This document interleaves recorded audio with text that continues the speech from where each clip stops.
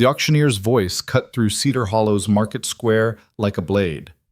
$20 for the Barren one. Going once. Eliza Hart stood on that platform, with her father's hand clamped on her shoulder, displayed like damaged livestock before a crowd that wouldn't meet her eyes. She'd stopped crying 3 towns ago.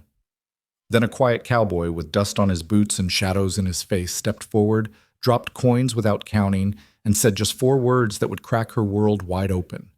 "She comes with me." Stay with me until the end of this story, and comment what city you're watching from so I can see how far this tale travels. The rope burns on Eliza's wrists had faded to pink lines, but the shame still sat fresh as a brand. She'd worn the same gray dress through 4 different towns, each one smaller and meaner than the last, while her father dragged her from market to market like a mule that wouldn't breed. 22 years old and worth less than a good plow horse. That's what the men whispered when they thought she couldn't hear. The women didn't whisper. They just turned their backs and clutched their swollen bellies like Eliza's barrenness might be catching. Cedar Hollow looked the same as all the others. Dust and desperation wrapped in timber storefronts. The market square smelled of livestock and rotting vegetables, and somewhere a dog was barking itself hoarse. Eliza stood on the auction platform between a stack of fence posts and a woman selling preserves, trying to make herself small enough to disappear. "Gentlemen," her father's voice boomed with false cheer. He'd been a preacher once, before the drink got him, and he still knew how to work a crowd. "Fine young woman here. Strong back, good with her hands. Just needs the right household." He didn't mention the 3 failed marriages. Didn't need to. Everyone could read it in the way Eliza kept her eyes down and her shoulders curved inward, like she was trying to fold herself away from the world. The first husband had sent her back after 6 months, claiming she was cursed. The second kept her 2 years, trying everything from folk remedies to a traveling doctor's bitter teas, before he finally gave up and told her father to come collect his defective goods. The third didn't even wait a year, just packed her trunk one morning and left it on the porch with a note that said she wasn't worth the feed she ate. Each time, her father's anger had grown sharper, his patience thinner. By the time they reached Cedar Hollow, he wasn't even pretending anymore. This wasn't about finding her a home. This was about getting rid of a burden he was tired of carrying. $20, someone called from the back of the small crowd. "If she can cook." "Can you cook, girl?" Her father's fingers dug into her shoulder. Eliza nodded once. She could cook, could clean and mend and tend a garden, could do everything a wife was supposed to do except the one thing that mattered. 15, another voice countered. "That's generous for barren stock." The word hit like it always did, barren, empty, useless, but Eliza had learned to swallow the flinch. She fixed her eyes on a knot in the platform boards and waited for it to be over. "Come now, gentlemen." Her father was sweating through his shirt despite the autumn chill. "She's young yet, strong constitution, worth at least 20. The voice came from the edge of the square, quiet enough that it almost got lost in the general noise. But something in it made the crowd turn, made Eliza lift her head for the first time since she'd been put on display. He stood apart from the others, one boot propped on the wheel of a battered wagon. Tall, broad through the shoulders, with dark hair that needed cutting, and a face that looked like it had forgotten how to smile somewhere along the way. His clothes were clean but worn thin, patched elbows, frayed cuffs, boots that had seen too many miles. Everything about him said working man, struggling ranch, barely holding on. But his eyes were steady and gray as winter rain, and when they met Eliza's, they didn't slide away in embarrassment or linger in cruel assessment. They just looked at her, saw her, like she was a person instead of a problem. $20, he repeated, louder this time. Cash. Her father's grip tightened. "You want to inspect the merchandise first? See what you're getting?" "No." The cowboy straightened, pulled a worn leather pouch from his coat. "20's what you asked. That's what I'm paying." He counted out the coins with careful precision, each one clinking against the next. Eliza watched his hands, scarred knuckles, dirt under the nails, calluses thick as boot leather. Working hands. Honest hands. "Done." Her father snatched the money before the cowboy could change his mind. "She's yours. Good luck with her." Just like that. $20 and a handshake, and Eliza belonged to a stranger. The cowboy didn't smile or speak, just jerked his head toward the wagon and started walking, apparently trusting she'd follow. Eliza climbed down from the platform on legs that felt like water, grabbed the small trunk that held everything she owned, and hurried after him before her father could call her back. The wagon was older than she'd thought, held together with rope and hope.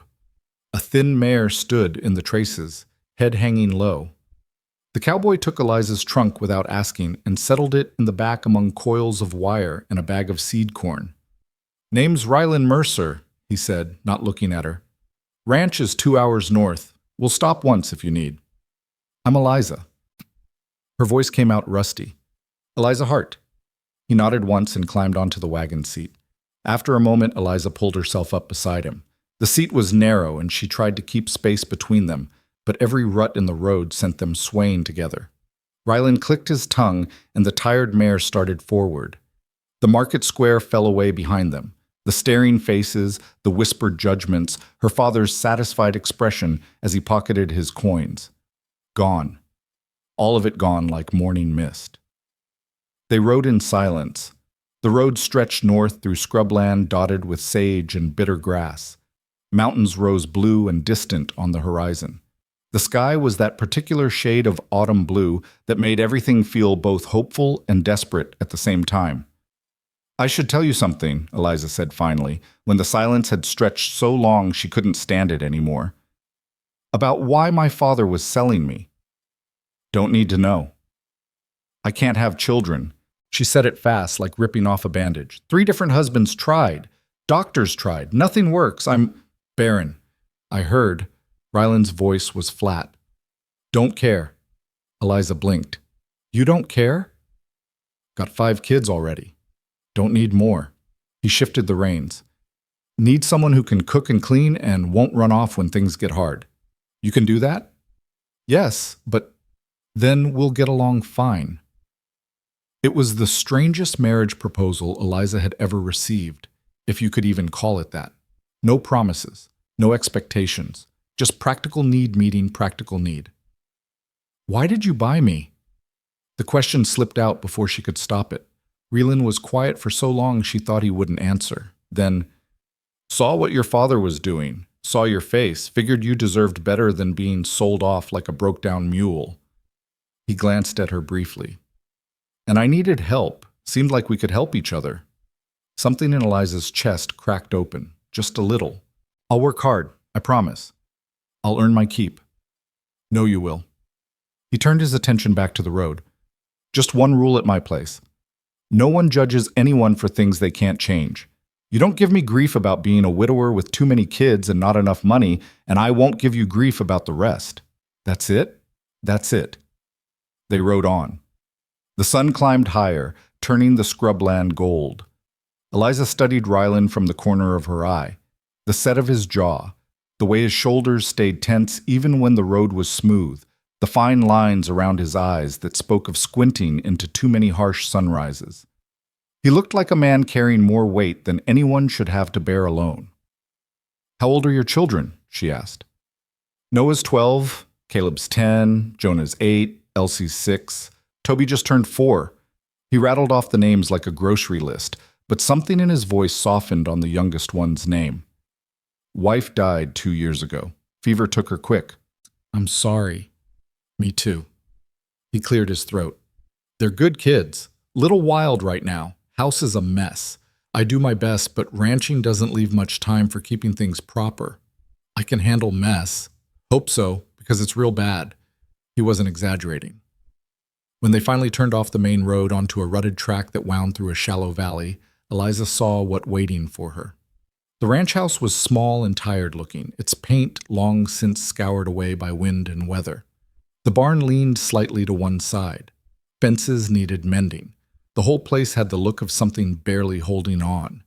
But there were chickens scratching in the yard, and a garden plot that someone had tried to keep up, and smoke rising from the chimney. It was poor, but it was trying. That counted for something. Rylan pulled the wagon to a stop and sat there for a moment, like he was gathering himself. "Kids," he said quietly, "they might not take to you right away. They've had a hard time of it. I understand. And they might test you. See if you'll stay or run off like the others. Eliza felt something sharp in her chest. Others? Tried hiring help twice before. Both lasted less than a month. He climbed down from the wagon. Place is too poor and too hard, and kids are too much trouble. That's what they said, anyway. I won't run. Eliza didn't know where the certainty came from, but it filled her voice. I've got nowhere else to go, and I'm tired of being sent away, so I won't run. Relan looked at her for a long moment, something unreadable in his gray eyes. Then he nodded. Good, because we need you. The front door banged open and children spilled out like marbles from a torn sack. 4 of them initially, 3 boys in various sizes and a small girl with tangled braids.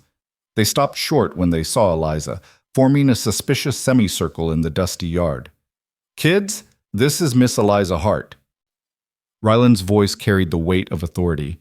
She's going to be staying with us, helping around the place. The oldest boy, Noah, she remembered, crossed his arms. For how long? Long as she wants. Ryland lifted Eliza's trunk from the wagon. I expect you to show her respect and help her learn how things work around here. Last lady left after 3 weeks, the middle boy said. That would be Caleb, the clever one. Said we were heathens and the house was cursed. Miss Eliza's not the last lady. Ryland's voice went hard. And I won't hear talk about curses. Now go inside and clean up for supper. The children scattered, but Eliza could feel their eyes watching from the windows as Ryland led her to the house. The door opened directly into a kitchen that was, as promised, a complete disaster. Dishes piled in a dry sink, ashes spilling from the stove, a table covered with what looked like several days' worth of clutter. The floor needed sweeping so badly it crunched under Eliza's feet. Told you it was bad, Ryland said. Eliza set down her carpetbag and looked around. It was bad. But she'd seen worse. More importantly, she'd been worse, standing on that platform with a price on her head while strangers decided if she was worth the coin. Where do you keep the broom? She asked. Something flickered in Ryland's face. Surprise, maybe, or relief. Lean to off the back porch. I'll show you where everything is, and then I need to get back to work. Got fence down in the east pasture. He walked her through the house quickly. 4 small bedrooms off a narrow hallway, boys in one, Elsie in another, Toby in a tiny room barely big enough for his cot, and a 4th room that had been shut tight. The main room served as everything else: kitchen, dining, living space. It was cramped and dark and smelled of old smoke and older grief. You'll take Sarah's room, Ryland said, touching the closed door without opening it.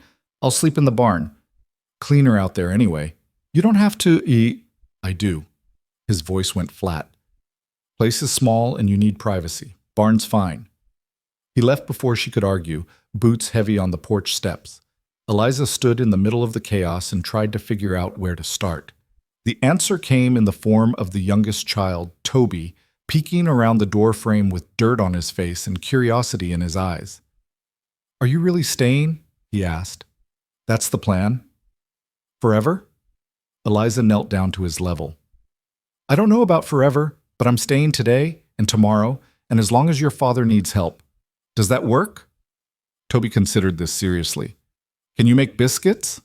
Yes. Good ones? I'll do my best. Last lady's biscuits were hard as rocks. He wrinkled his nose. Papa said they could break teeth. Despite everything, the long day, the uncertain future, the weight of 5 pairs of judging eyes, Eliza felt her mouth curve into something almost like a smile. Then I'll make sure mine are soft. But first, I need to find a broom and about 6 buckets of water. Can you help me? Toby nodded enthusiastically and grabbed her hand with sticky fingers. I'll show you the well, but watch out for Jonah. He's going to put a frog in your bed. A frog? He does that, to test people. Toby tugged her toward the back door. And Caleb's going to ask you hard questions. And Noah's going to ignore you because he's mad about Mama being dead. And Elsie cries a lot, but she don't mean nothing by it. Thank you for the warning, Eliza said gravely. And Papa don't smile no more, not since Mama died. Toby looked up at her with eyes too old for his small face. Maybe you could fix that too. Eliza's throat went tight. I don't know if I can fix that, honey. but I can try to make things a little easier. Would that be okay? I guess so. Toby kicked at a stone in the yard. Long as you don't leave like the others? I won't leave. You promise? Eliza thought about all the promises that had been broken in her life, by husbands who swore to cherish her, by a father who was supposed to protect her, by a world that said she had value and then proved otherwise. She thought about standing on that platform while men bid on her like livestock. Then she thought about Ryland's steady gray eyes and his simple declaration. She comes with me. I promise, she said. Toby nodded, satisfied, and showed her where everything was. The well with its creaky rope, the lean-to with its brooms and buckets and forgotten spiderwebs, the root cellar where a few potatoes and withered carrots fought for survival, the chicken coop where 3 scraggly hens gave her suspicious looks. Eliza rolled up her sleeves and got to work.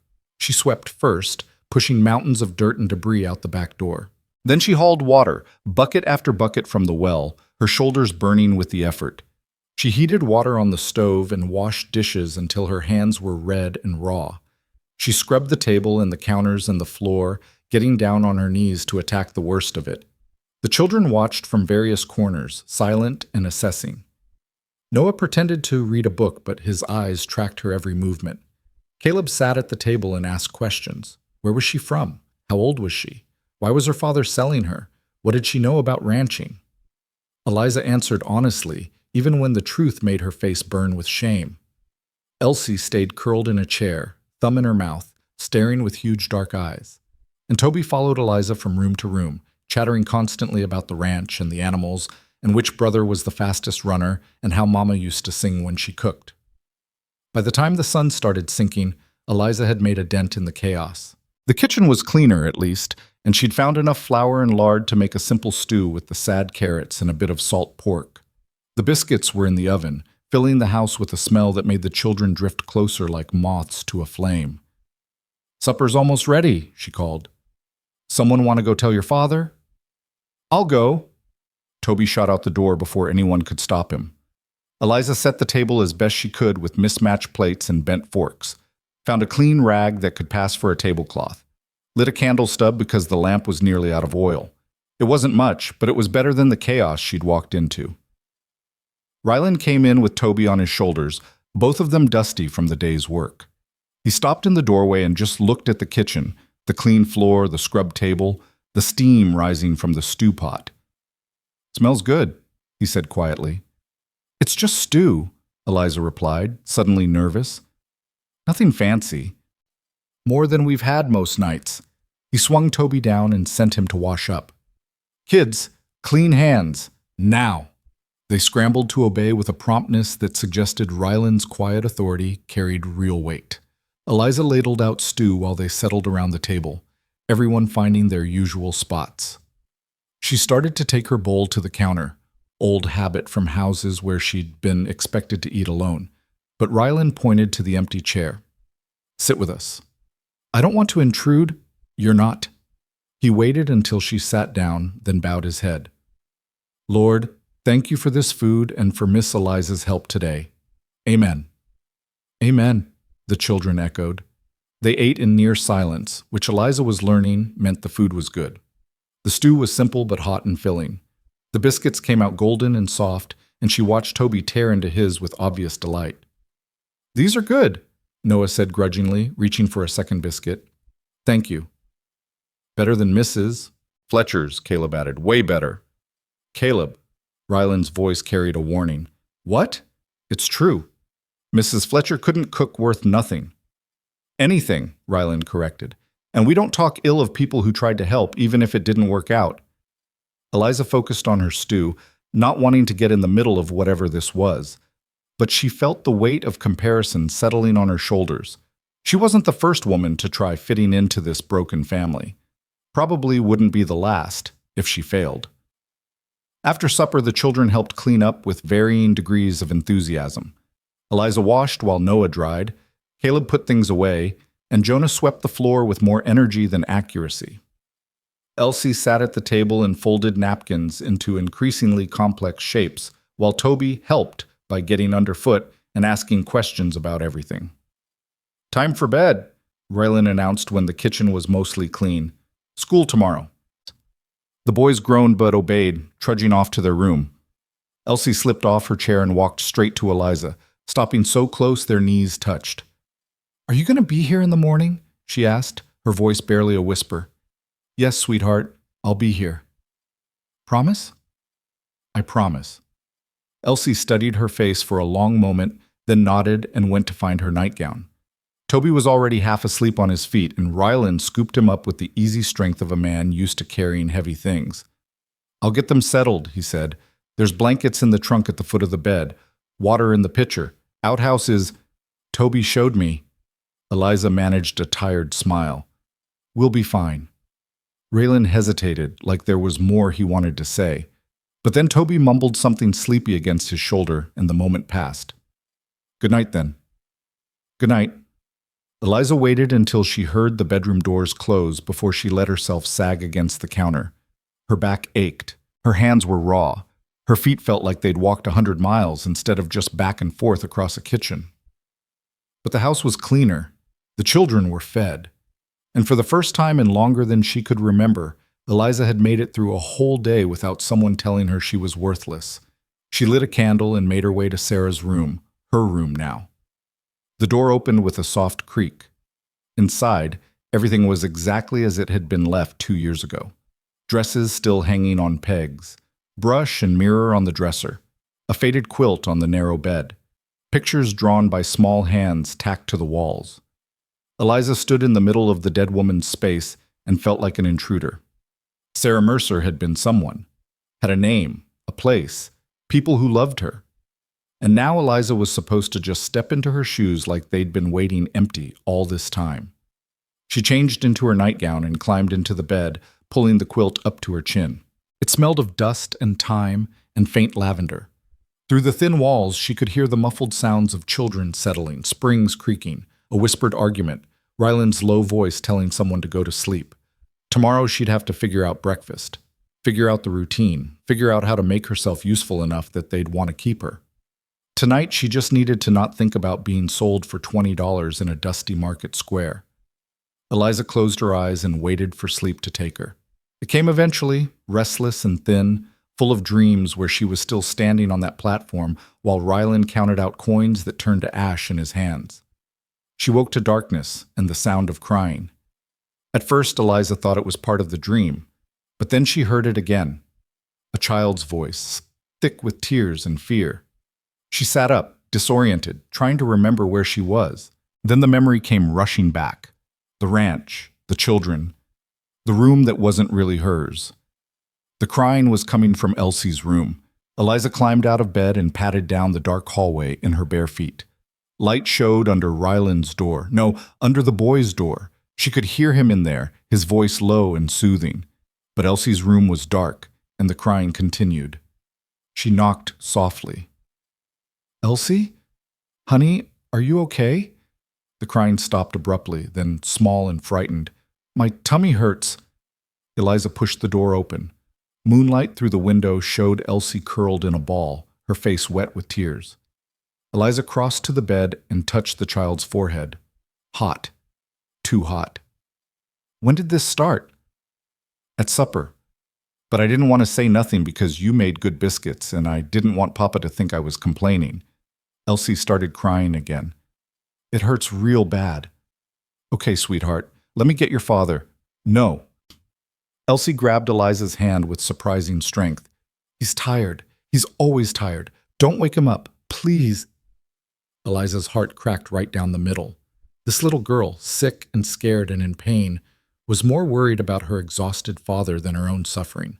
What kind of world put that weight on a 6-year-old's shoulders? "I'm going to help you," Eliza said firmly. "But I need to know what we have for medicine. Can you tell me where your papa keeps things like that?" "Kitchen.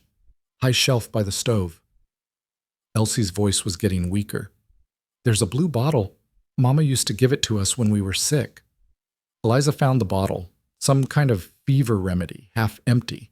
She mixed a small dose with water and brought it back to Elsie, helping her sit up enough to drink. Then she fetched cool water and a cloth, and spent the next hour wiping the child's burning face and neck, murmuring soft words the way her own mother had done, back when Eliza was small and the world was kinder. Gradually, the fever broke. Elsie's breathing evened out. Her skin cooled. She fell into a genuine sleep instead of the restless, feverish tossing. Eliza stayed anyway, sitting on the edge of the narrow bed in the dark. She told herself she'd wait just a little longer to make sure the fever didn't come back. But really, she stayed because no one had needed her like this in so long. 3 husbands had sent her away for failing to give them children, but here was a child who needed her anyway, who grabbed her hand in the dark and trusted her to make the pain stop. Dawn was breaking when Rylan found her there, still sitting vigil over his sleeping daughter. He stopped in the doorway, backlit by the gray light of early morning, and for a moment neither of them spoke. Eliza could see the tension in his shoulders ease as he took in the scene. Elsie sleeping peacefully, the fever broken, no crisis requiring his immediate intervention. "How long has she been sick?" His voice was barely above a whisper. "Started last night. Fever spiked around midnight." Eliza stood carefully, not wanting to wake the child. "I gave her some of the medicine from the blue bottle. Hope that was all right." "That's what it's for."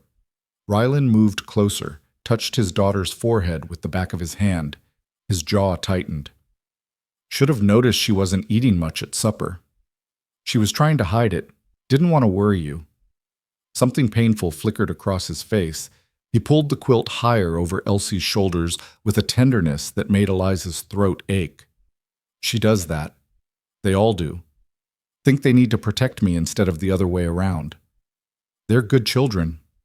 They're scared children." Rylan straightened, scrubbed a hand over his face. "Lost their mother? Watched me fall apart for 6 months after. Now they tiptoe around their own lives trying not to break me any worse than I already am."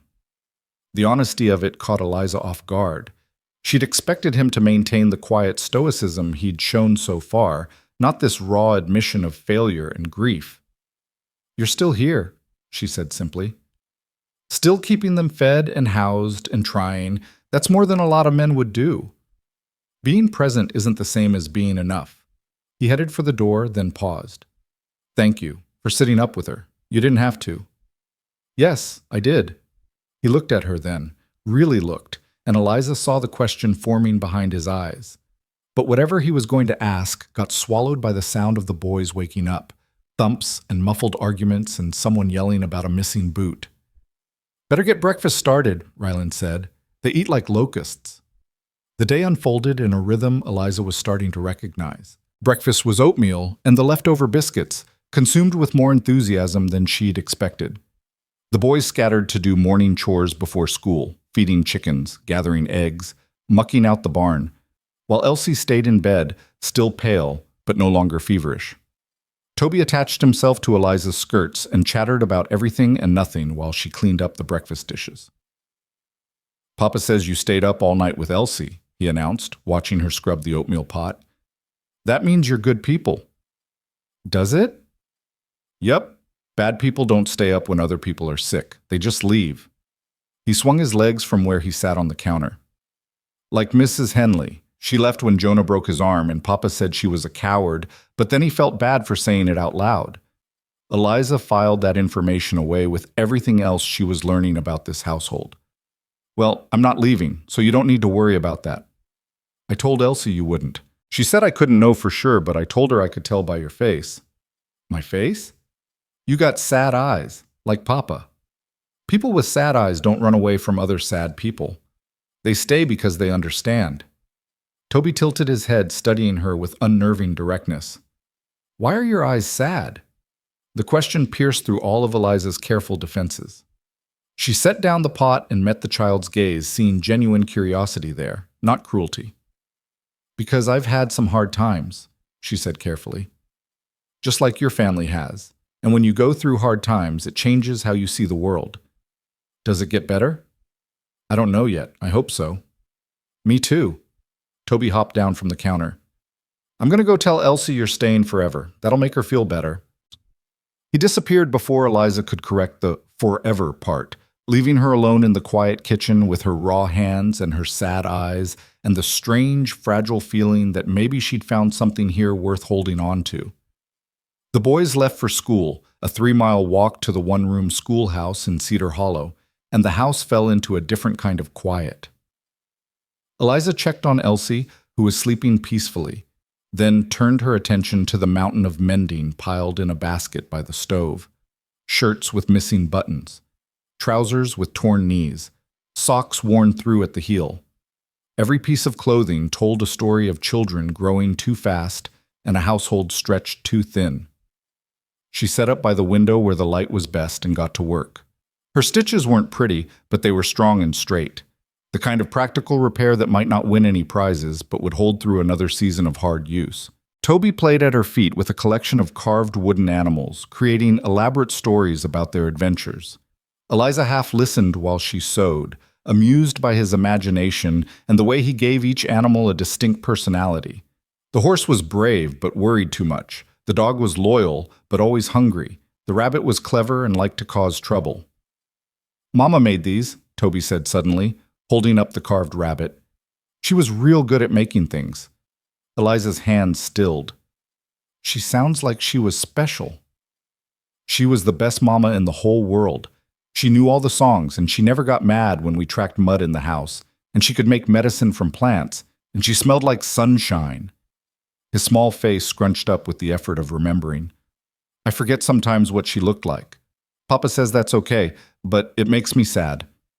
"I think it's okay to be sad about that. Missing someone means they were important to you." "Do you miss anybody?" "I miss my mother. She died when I was young." "Did she smell like sunshine too?" "She smelled like bread and garden dirt and lavender soap." The memory came so clear and sudden it made Eliza's chest hurt. "And she sang while she worked. Couldn't carry a tune to save her life, but she sang anyway." Toby nodded solemnly. "Mama was like that too. Papa used to say she sounded like a cat drowning, but he smiled when he said it, so it was okay." They sat together in companionable silence after that, Toby playing with his animals and Eliza mending the endless pile of clothes. The sun moved across the floor. Outside, chickens scratched and quarreled. Somewhere in the barn, Rylan was doing whatever mysterious work kept a failing ranch from collapsing entirely. Around midday, Elsie shuffled out of her room, wrapped in a quilt like a small ghost. She looked fragile in the daylight, all huge dark eyes and pale skin, but the fever was gone and she managed a wan smile when she saw Eliza. "Feeling better?" Eliza set aside the mending. "A little. My tummy still hurts, but not so bad." Elsie climbed onto a chair. "Papa says I can stay home from school today." "That's probably smart. Give yourself time to get strong again." "Will you make more biscuits?" "If you think you can eat them without getting sick." "I'll try real hard."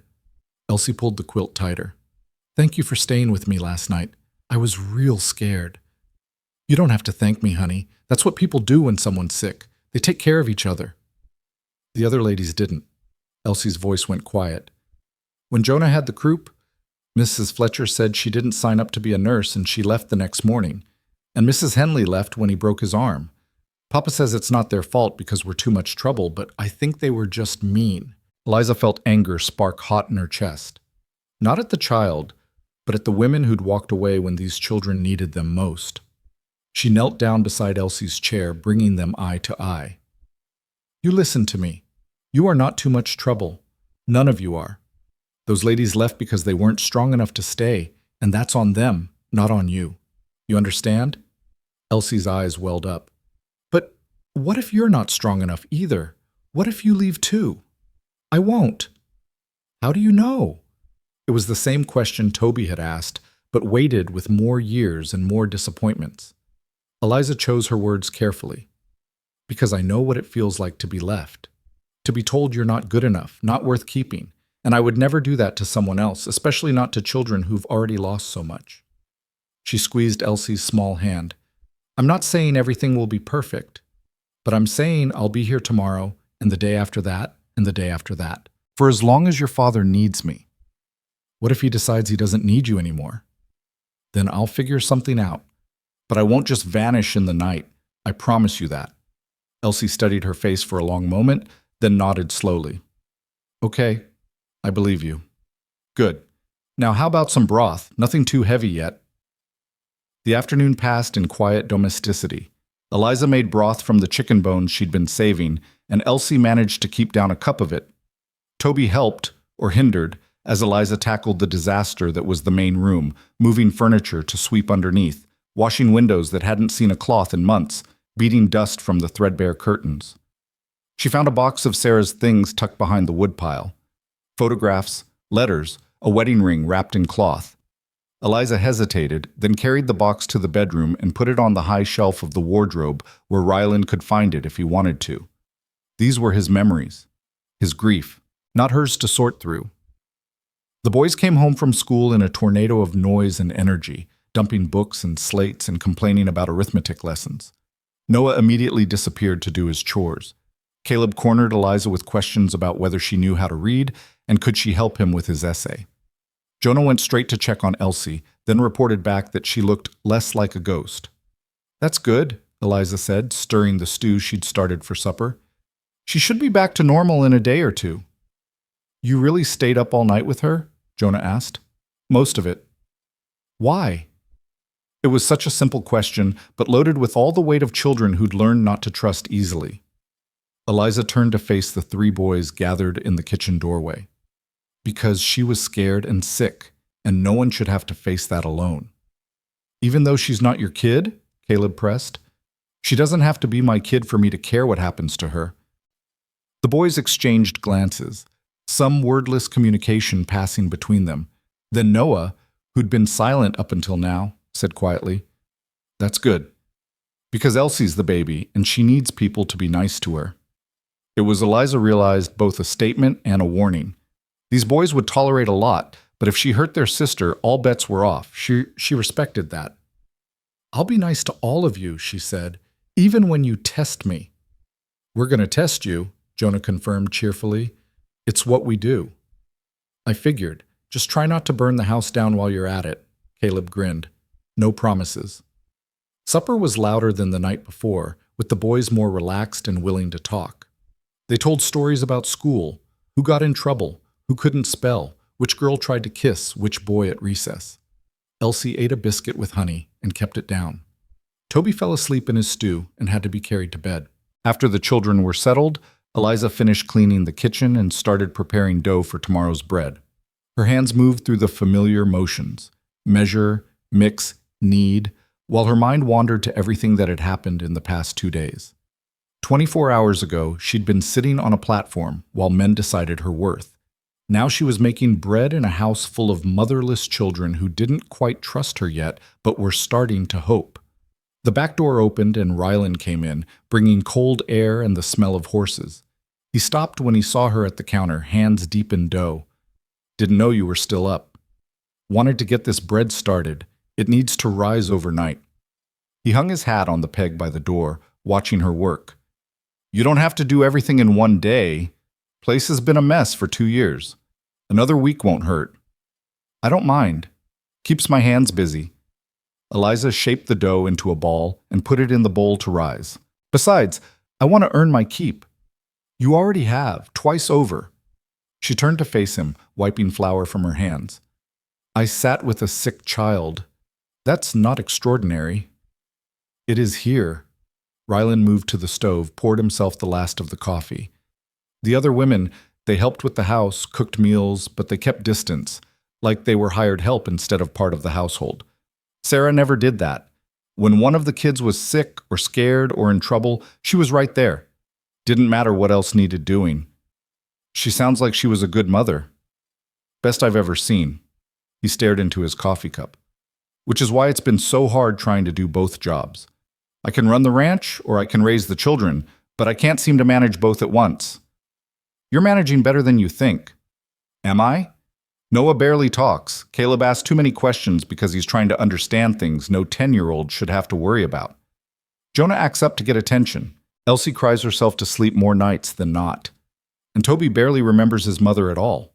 His jaw clenched. Some days I feel like I'm drowning and dragging them down with me.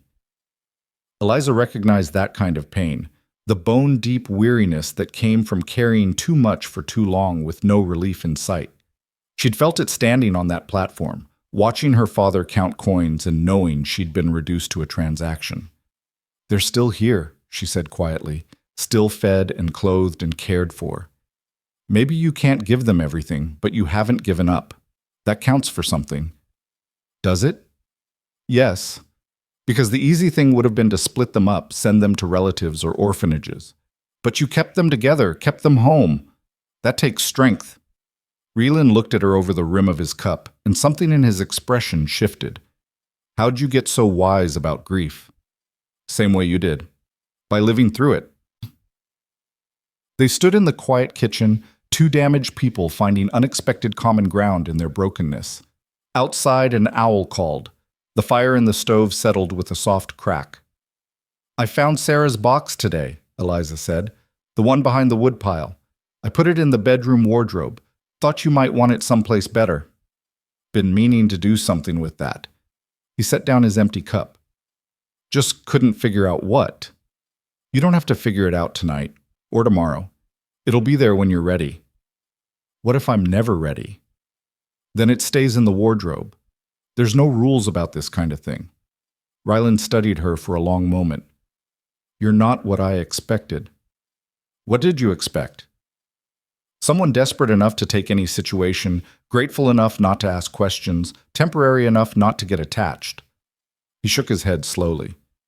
But you stayed up all night with Elsie, made Toby laugh, got Caleb and Jonah talking, even got Noah to almost smile. That's not temporary behavior. Eliza's heart kicked against her ribs. Is that a problem? Don't know yet. He moved toward the door, then paused with his hand on the frame. Just don't make promises you can't keep. They've had enough people walk away. I told you I wouldn't run. I meant it. People mean lots of things. Doesn't make them true. He left before she could respond, the door closing with quiet finality. Eliza stood alone in the kitchen and tried not to feel the sting of his doubt. He had every right to be suspicious. She was just another stranger who'd shown up with nowhere else to go. Why should he believe her promises when actions were the only currency that mattered? She'd just have to prove herself through those actions then, day by day, task by task, until there was no question left about whether she'd stay. The next morning dawned clear and cold. Eliza woke before sunrise and got the stove going, the bread in to bake, the coffee brewing. By the time the children emerged from their rooms, the kitchen was warm and filled with the smell of fresh bread. Smells like Mama's kitchen used to, Noah said quietly, then looked startled that he'd spoken at all. Eliza's throat went tight, but she kept her voice steady. That's good bread you're smelling. Still got about 10 minutes before it's ready. The boys did their morning chores with more efficiency than she'd seen so far, maybe motivated by the promise of hot bread for breakfast. Elsie was up and moving around, still pale but no longer feverish. Toby was his usual whirlwind self, asking whether they could have bread with butter and honey, and also could he have 3 pieces instead of 2. Rylan came in as she was slicing the first loaf, steam rising from the golden crust. He stopped in the doorway, something unreadable passing over his face. That's real bread, he said. What did you think it was? Imaginary bread? The corner of his mouth twitched. Not quite a smile, but close. Meant it's been a while since we had bread that wasn't bought from town or burnt beyond recognition. Well, this one's not burnt, so sit down and eat before it gets cold. Breakfast was a revelation. The children devoured the bread with butter and honey, making sounds of appreciation that would have been embarrassing if they weren't so genuine. Even Noah managed 2 thick slices. Reelan ate slowly, like he was trying to memorize the taste of something he'd been missing.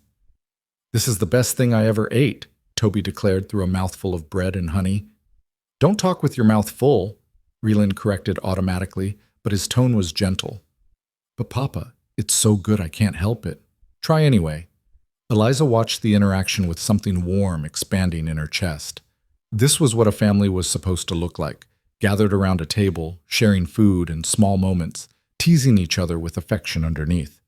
She'd never had this. 3 marriages, and she'd never had this. After the boys left for school and Rylan went out to work, Eliza turned her attention to the disaster that was the main room. She moved furniture, swept corners that hadn't been touched in years, washed walls and windows until light flooded in properly for the first time in who knew how long. Elsie helped, folding the clean laundry that Eliza had washed and hung the day before. The little girl was quiet. but it was a comfortable quiet. Toby played with his carved animals and occasionally brought them over to show Eliza important developments in their adventures. Around midday, hoofbeats sounded in the yard. Eliza looked out to see 3 women climbing down from a wagon, all proper in their town dresses and tight faces. She recognized one from the market square, the woman who'd turned away when Eliza was being sold. "Stay inside," she told the children, then went out to meet the visitors. The women had arranged themselves in a semicircle near the porch, clearly waiting to deliver some kind of judgment. The leader, a tall woman with gray streaks in her dark hair, looked Eliza up and down with barely concealed disdain. "You're the one Rylan bought from the market," she said without preamble. "I'm Eliza Hart. And you are?" "Mrs. Catherine Walsh. This is Mrs. Porter and Mrs. Simmons. We're from the church auxiliary in Cedar Hollow," she sniffed. "We heard Rylan brought home a woman of questionable character and felt it our Christian duty to assess the situation." Eliza felt heat crawl up her neck but kept her voice level. "I'm here to help with the house and children. Nothing questionable about that." "Isn't there? A barren woman with 3 failed marriages sold off by her own father?" Mrs. Porter's voice dripped with false sympathy. "And now living in a house with a grieving widower and his innocent children. People will talk." "Let them talk. Easy for you to say. You have nothing to lose." Mrs. Walsh's eyes narrowed. "But Rylan has a reputation to maintain. Those children need proper guidance, not some charity case who couldn't keep a husband." The words hit like physical blows, each one designed to find and exploit her deepest insecurities. Eliza's hands curled into fists at her sides. "I'd thank you to leave," she said quietly. "You're not welcome here. We don't need your permission. We came to speak with Rylan, not his hired help." "Well, Rylan's busy, and I don't think he'd appreciate you insulting me on his property." "Insulting you? We're simply stating facts." Mrs. Simmons joined in, her voice sharp. "You're damaged goods, girl. Everyone in 3 counties knows it. Rylan was kind to give you a place, but don't mistake kindness for anything more. Once he finds a proper wife, someone who can give him more children and restore this family properly, you'll be right back where you started." Something cracked inside Eliza's chest. She'd spent 22 years being told she wasn't enough, wasn't worthy, wasn't worth keeping. She'd stood on that platform and let men assess her value like livestock. She'd promised herself she wouldn't be small anymore, wouldn't let people grind her down into nothing. But before she could find words sharp enough to cut back, a voice came from behind her. "That's enough." Rylan had appeared from the barn, his face harder than Eliza had ever seen it. He crossed the yard in long strides and positioned himself between Eliza and the 3 women, his body language making it clear whose side he was on. "Rylan, we were just—" Mrs. Walsh started. "I heard what you were doing, and you can leave. Now. We have a responsibility to this community. Your responsibility ends at my property line." His voice was quiet but carried the weight of absolute authority. "Miss Eliza is part of my household. She tends my children, keeps my house, and works harder than anyone I've seen. What she is or isn't to anyone else doesn't matter here.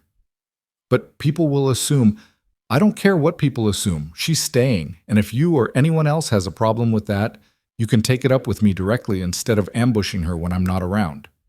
Mrs. Porter tried one more time. "We're simply concerned about the example being set for the children. The example being set is that people deserve second chances, that worth isn't determined by what you can't do, but by what you choose to do anyway." Rylan's jaw clenched. Eliza's shown more kindness and grace in 3 days than some people manage in a lifetime. So unless you've got actual help to offer, meals, supplies, labor, I'd appreciate you taking your concern elsewhere." The women drew themselves up in offended dignity. Mrs. Walsh sniffed. "I see your judgment has been clouded by circumstance. We'll pray for you." "Appreciate that. Now get off my land." They climbed back into their wagon with stiff movements and wounded pride. As they pulled away, Mrs. Simmons called back, "Don't say we didn't warn you when this all falls apart." The wagon rattled down the drive and disappeared behind the scrub brush. Rylan stood watching until they were completely gone, his shoulders rigid with tension. Then he turned to Eliza. "You all right?" She nodded, not trusting her voice. "They'll spread that all over town, make things harder." "I know." Could make things harder for the kids too. Other children hearing things, asking questions. I know that too. Eliza finally found her voice. If it's going to cause trouble for you and the children, I can leave. I don't want— Stop. Ryland closed the distance between them, his eyes fierce. You're not leaving. I don't care what those women or anyone else thinks. You're the first person who's made this house feel like a home since Sarah died. The kids are eating real food, sleeping in clean beds, and starting to laugh again. That's worth more than all the gossip in Cedar Hollow. But no buts. You're staying. He gentled his voice slightly. Unless you want to leave. That's different. But you don't run because other people are small-minded and cruel. Eliza felt something break loose in her chest. Not pain this time, but something dangerously close to hope. You really don't care that I can't have children? I really don't. Got 5 already. Don't need more. He shifted his weight, uncomfortable with the emotion in the conversation. Need someone who'll stay, someone who'll show up. You've done that. Rest doesn't matter. It matters to everyone else. Well, everyone else isn't living here, are they? He touched her shoulder briefly, awkwardly. You took care of Elsie when she was sick, made bread for breakfast, defended yourself against those harpies instead of crumpling. That's the person I need in my house. The rest of the world can think whatever it wants. Eliza looked up at this quiet, broken man who'd bought her freedom for $20 and was now standing between her and a world that wanted to crush her. Her eyes burned with tears she refused to let fall. Thank you, she whispered. Don't thank me. Just keep showing up. That's all I'm asking. He headed back to the barn, leaving Eliza standing in the yard with her hands shaking and her heart pounding. Through the window, she could see Elsie and Toby watching, their small faces pressed against the glass. She went back inside, and Elsie immediately wrapped her arms around Eliza's waist. Are you leaving? The little girl asked, her voice muffled against Eliza's dress. No, honey, I'm not leaving. Promise? I promise. Even though those ladies were mean? Especially because those ladies were mean. Eliza knelt down to eye level. Your papa stood up for me, so I'm going to stay and keep standing up for all of you. Deal? Elsie nodded solemnly. Deal. Toby crashed into them both, turning it into a 3-person hug. I told you she wasn't leaving, he said smugly. I told you. They broke apart eventually, and Eliza returned to her cleaning with a fierce determination burning in her chest. Let the town talk. Let the church ladies spread their poison. She had work to do, children to feed, and a man who'd defended her without hesitation. That was worth fighting for. That evening, Ryland came in early and announced they were going to town the next day. Need supplies, he said, and I want everyone to see that Miss Eliza is part of this household.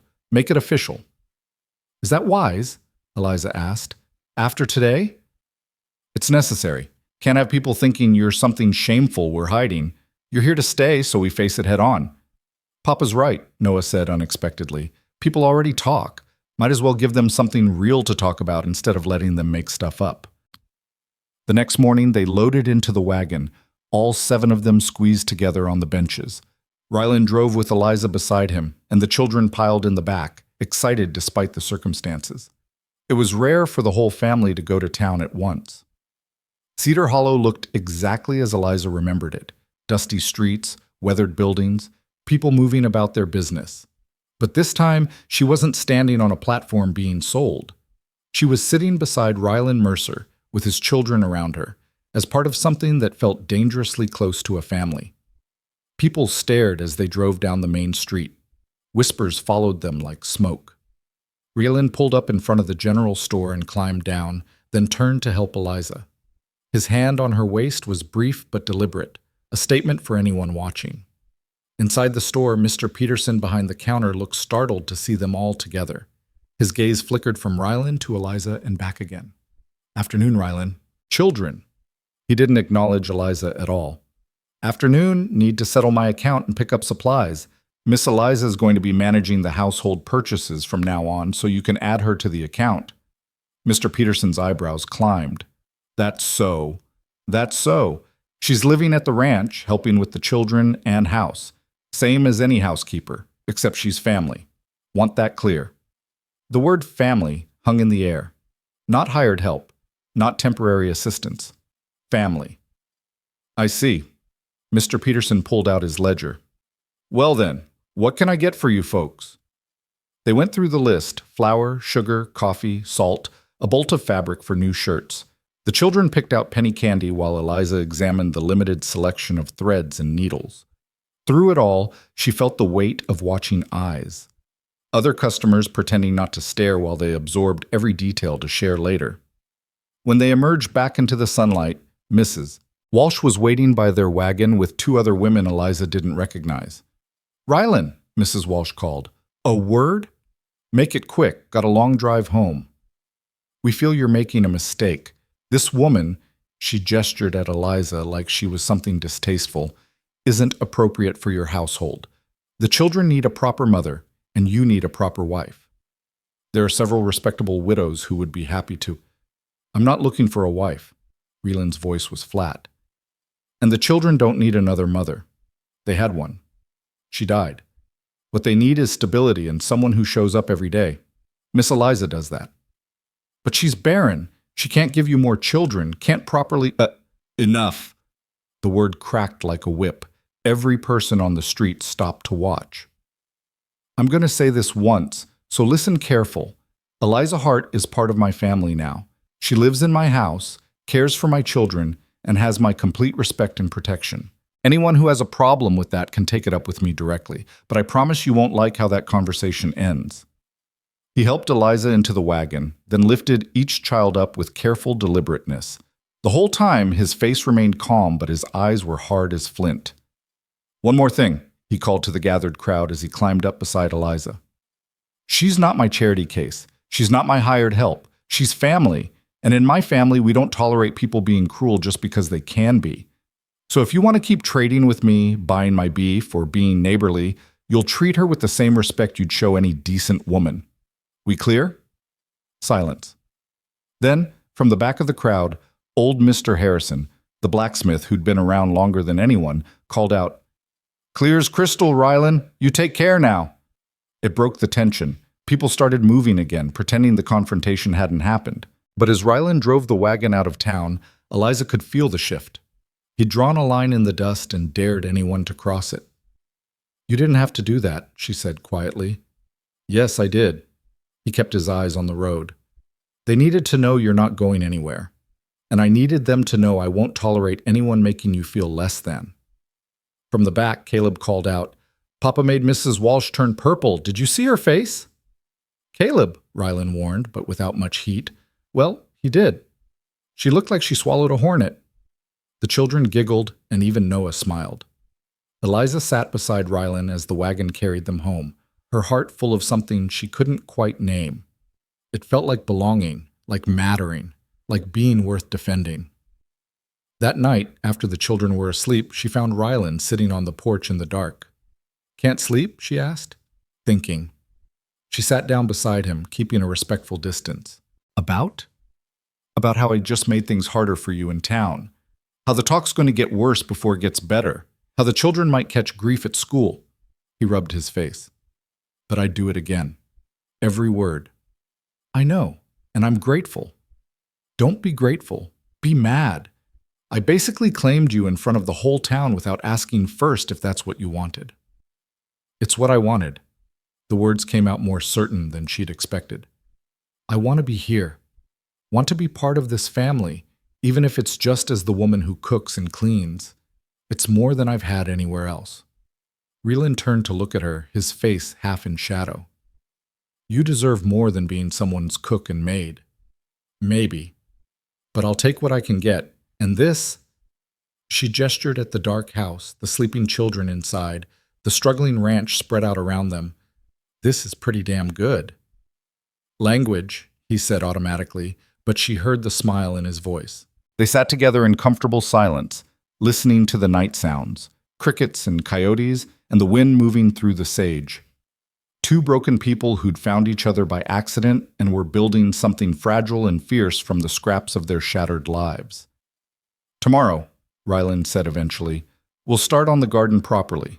Sarah always said a good garden was worth 3 pastures when times got tight. Figure it's time to prove her right." "I'd like that." "Good. Because I'm going to need your help. My thumb's not just brown, it's black as tar. Eliza laughed, surprising herself. We'll figure it out together.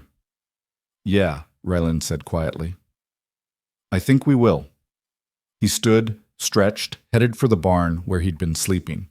At the door, he paused. Eliza? Yes? Thank you for staying up with Elsie, for standing up to those women, for not running when things got hard. Just thank you. Before she could respond, he disappeared into the barn, leaving her alone on the porch with tears threatening to spill over.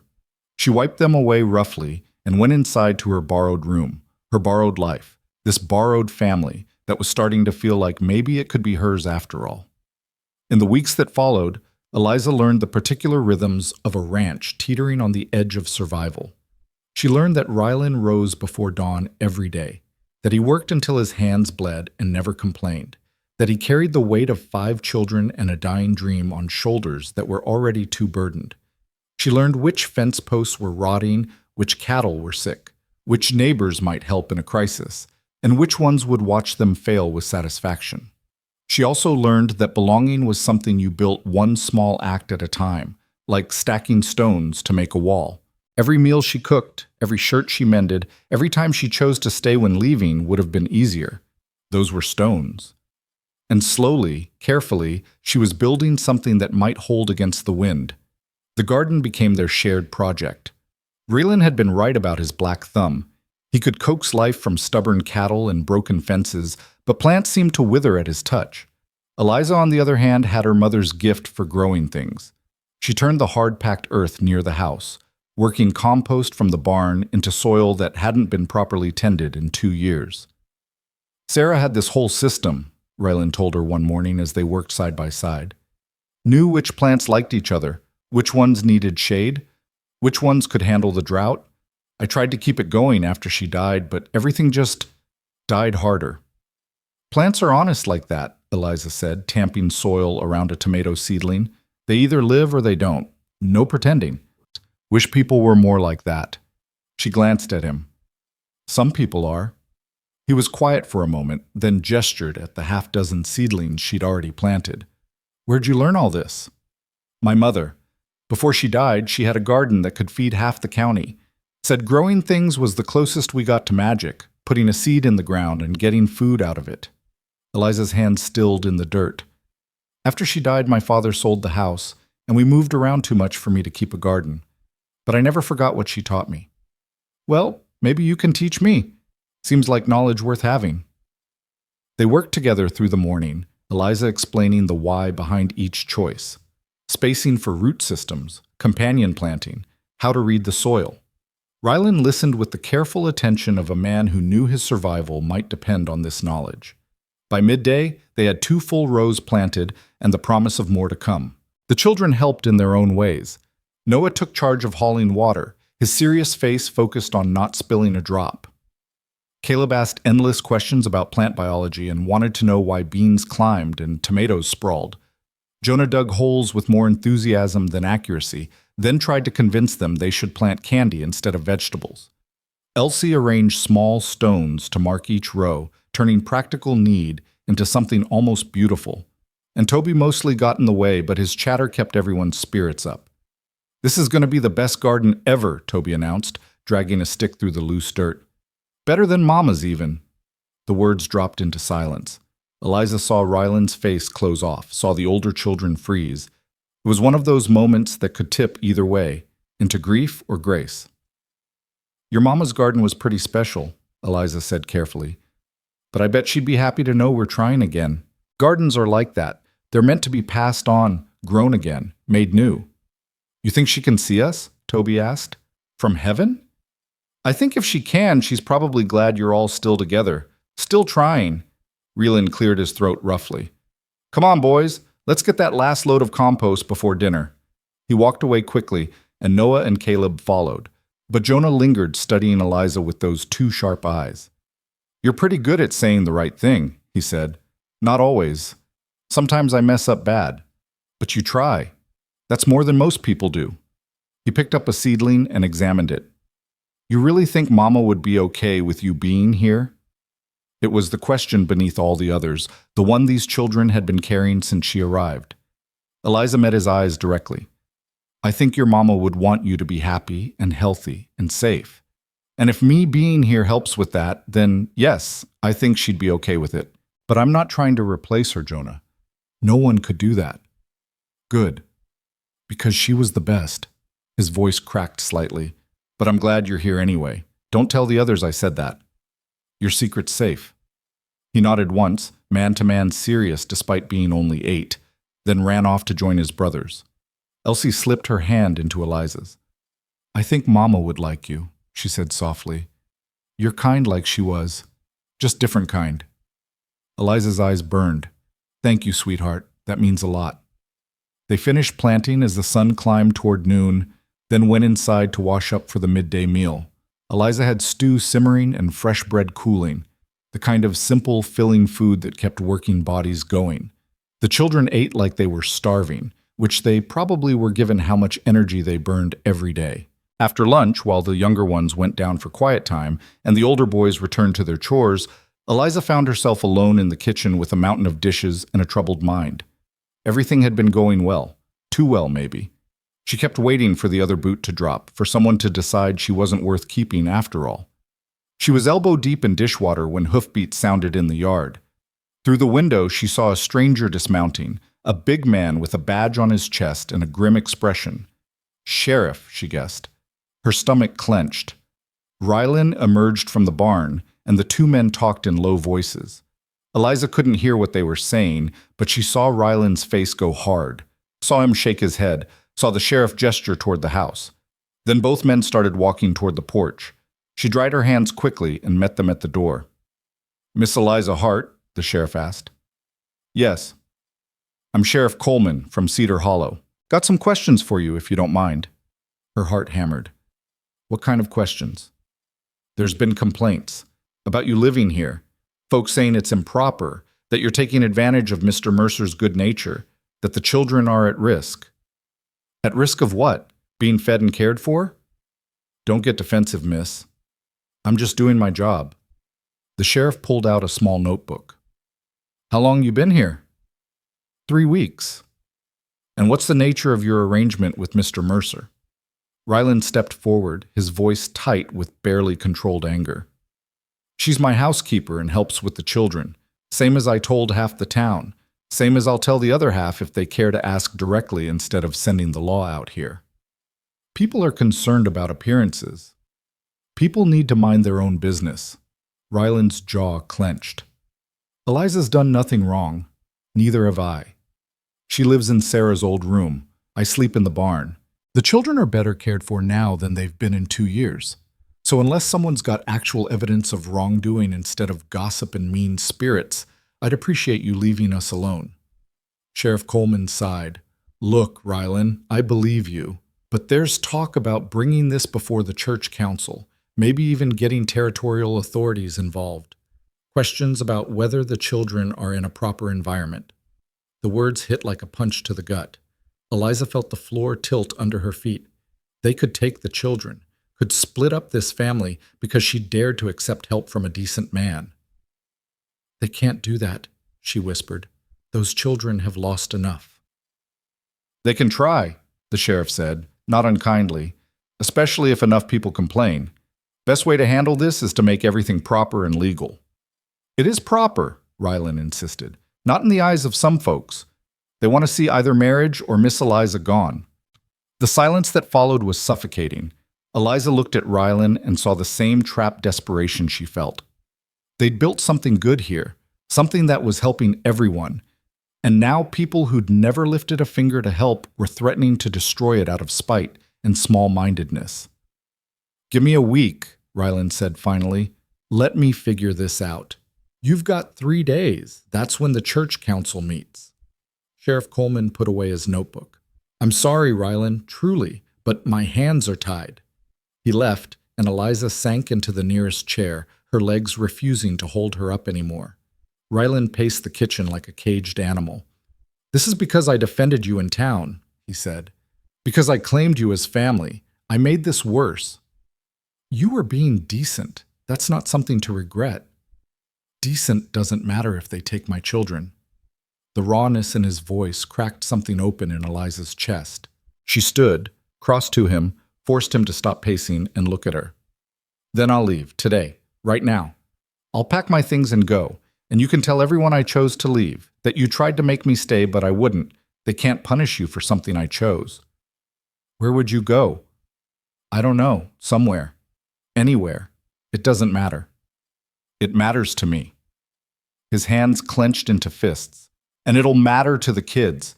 They're just starting to trust again, just starting to heal. If you leave now, it'll break something in them. But if I stay... If you stay, they might try to take the children anyway, use you as evidence that I'm an unfit father. He scrubbed his hands over his face. There's no good option here. They stood in the kitchen, two people caught in an impossible choice. Through the walls, Eliza could hear Toby singing to himself in his room, Elsie's soft footsteps in the hallway. Innocent sounds from children who'd already lost too much. There is one option, Ryland said quietly. One way to make this legal and proper and beyond question. Eliza's heart stopped. Ryland, hear me out. It wouldn't be a real marriage. Just paper. Just protection. He wouldn't meet her eyes. You'd keep your own room. Nothing would change except you'd have legal standing. Be the children's stepmother in name, that's all. That's not all, and you know it. Marriage isn't something to take lightly. Neither is losing my children. His voice broke. I'll do anything to keep them together. Anything. And if that means a marriage of convenience to a woman I barely know, then that's what I'll do. Eliza wanted to be offended, wanted to feel insulted by the clinical way he laid it out. But she understood. This wasn't about romance or love or any of the things marriages were supposed to be built on. This was about survival, about protecting children, about two broken people making a practical choice in a world that gave them no other options. What if I say no? She asked. Then you say no. I won't force you, won't even ask again. He finally looked at her. But I need to know now. We've got 3 days. Eliza thought about standing on that platform while men decided her worth. Thought about 3 failed marriages where she'd been returned like defective merchandise. Thought about Elsie's small hand in hers, Toby's sticky-fingered hugs, Noah's almost smile, Caleb's endless questions, Jonah's testing and trust combined. If we do this, she said slowly, I need you to promise me something. Anything. Promise you won't hate me for it, won't resent me. Because I couldn't bear being someone's burden again. Something shifted in Ryland's face. Eliza, you've never been a burden here. You've been a blessing. If anything, I'm the one asking too much. Then we're even. Because you gave me a home when I had none, and I'll give you legal protection for your family. It's a fair trade. It's not fair at all. You deserve better than a paper marriage to a broke rancher with 5 kids and no prospects. Maybe, but I'll take what I can get, same as I told you before. She held out her hand. So yes, I'll marry you. For the children, for the family, for whatever this is we're building. Ryland took her hand, his grip warm and calloused and steady. We'll go to town tomorrow, get it done at the courthouse, quick and simple. The children? I'll tell them tonight. Explain it straight so they understand this is about keeping the family together. Eliza nodded, her throat too tight for words. She'd agreed to marry a 4th time, and this one might be the strangest yet. A business arrangement dressed up in legal vows, meant to satisfy gossiping busybodies and protect innocent children. No promises of love. No expectations of intimacy. Just 2 people trying to survive in a world that seemed determined to grind them both down to nothing. That evening, Ryland gathered the children in the main room after supper. They sat around the table, sensing something important was coming. Eliza stood by the stove, giving Ryland space to say what needed saying. There's something you all need to know, he started. Some folks in town have been making trouble, saying bad things about Miss Eliza being here, claiming it's not proper. They're threatening to bring it before the church council, maybe even get authorities involved.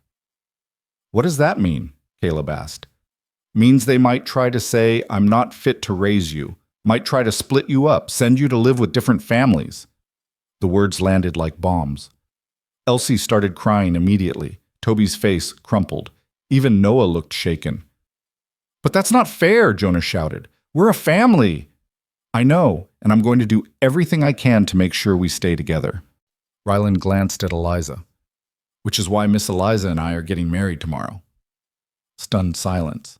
Then all 5 children started talking at once. "Married? Like for real? Does that mean Eliza's our new mama? Are you going to have babies? Wait, do you even like each other?" Rylan held up his hands for quiet. "Listen, this isn't a regular marriage. It's a legal arrangement to protect all of us.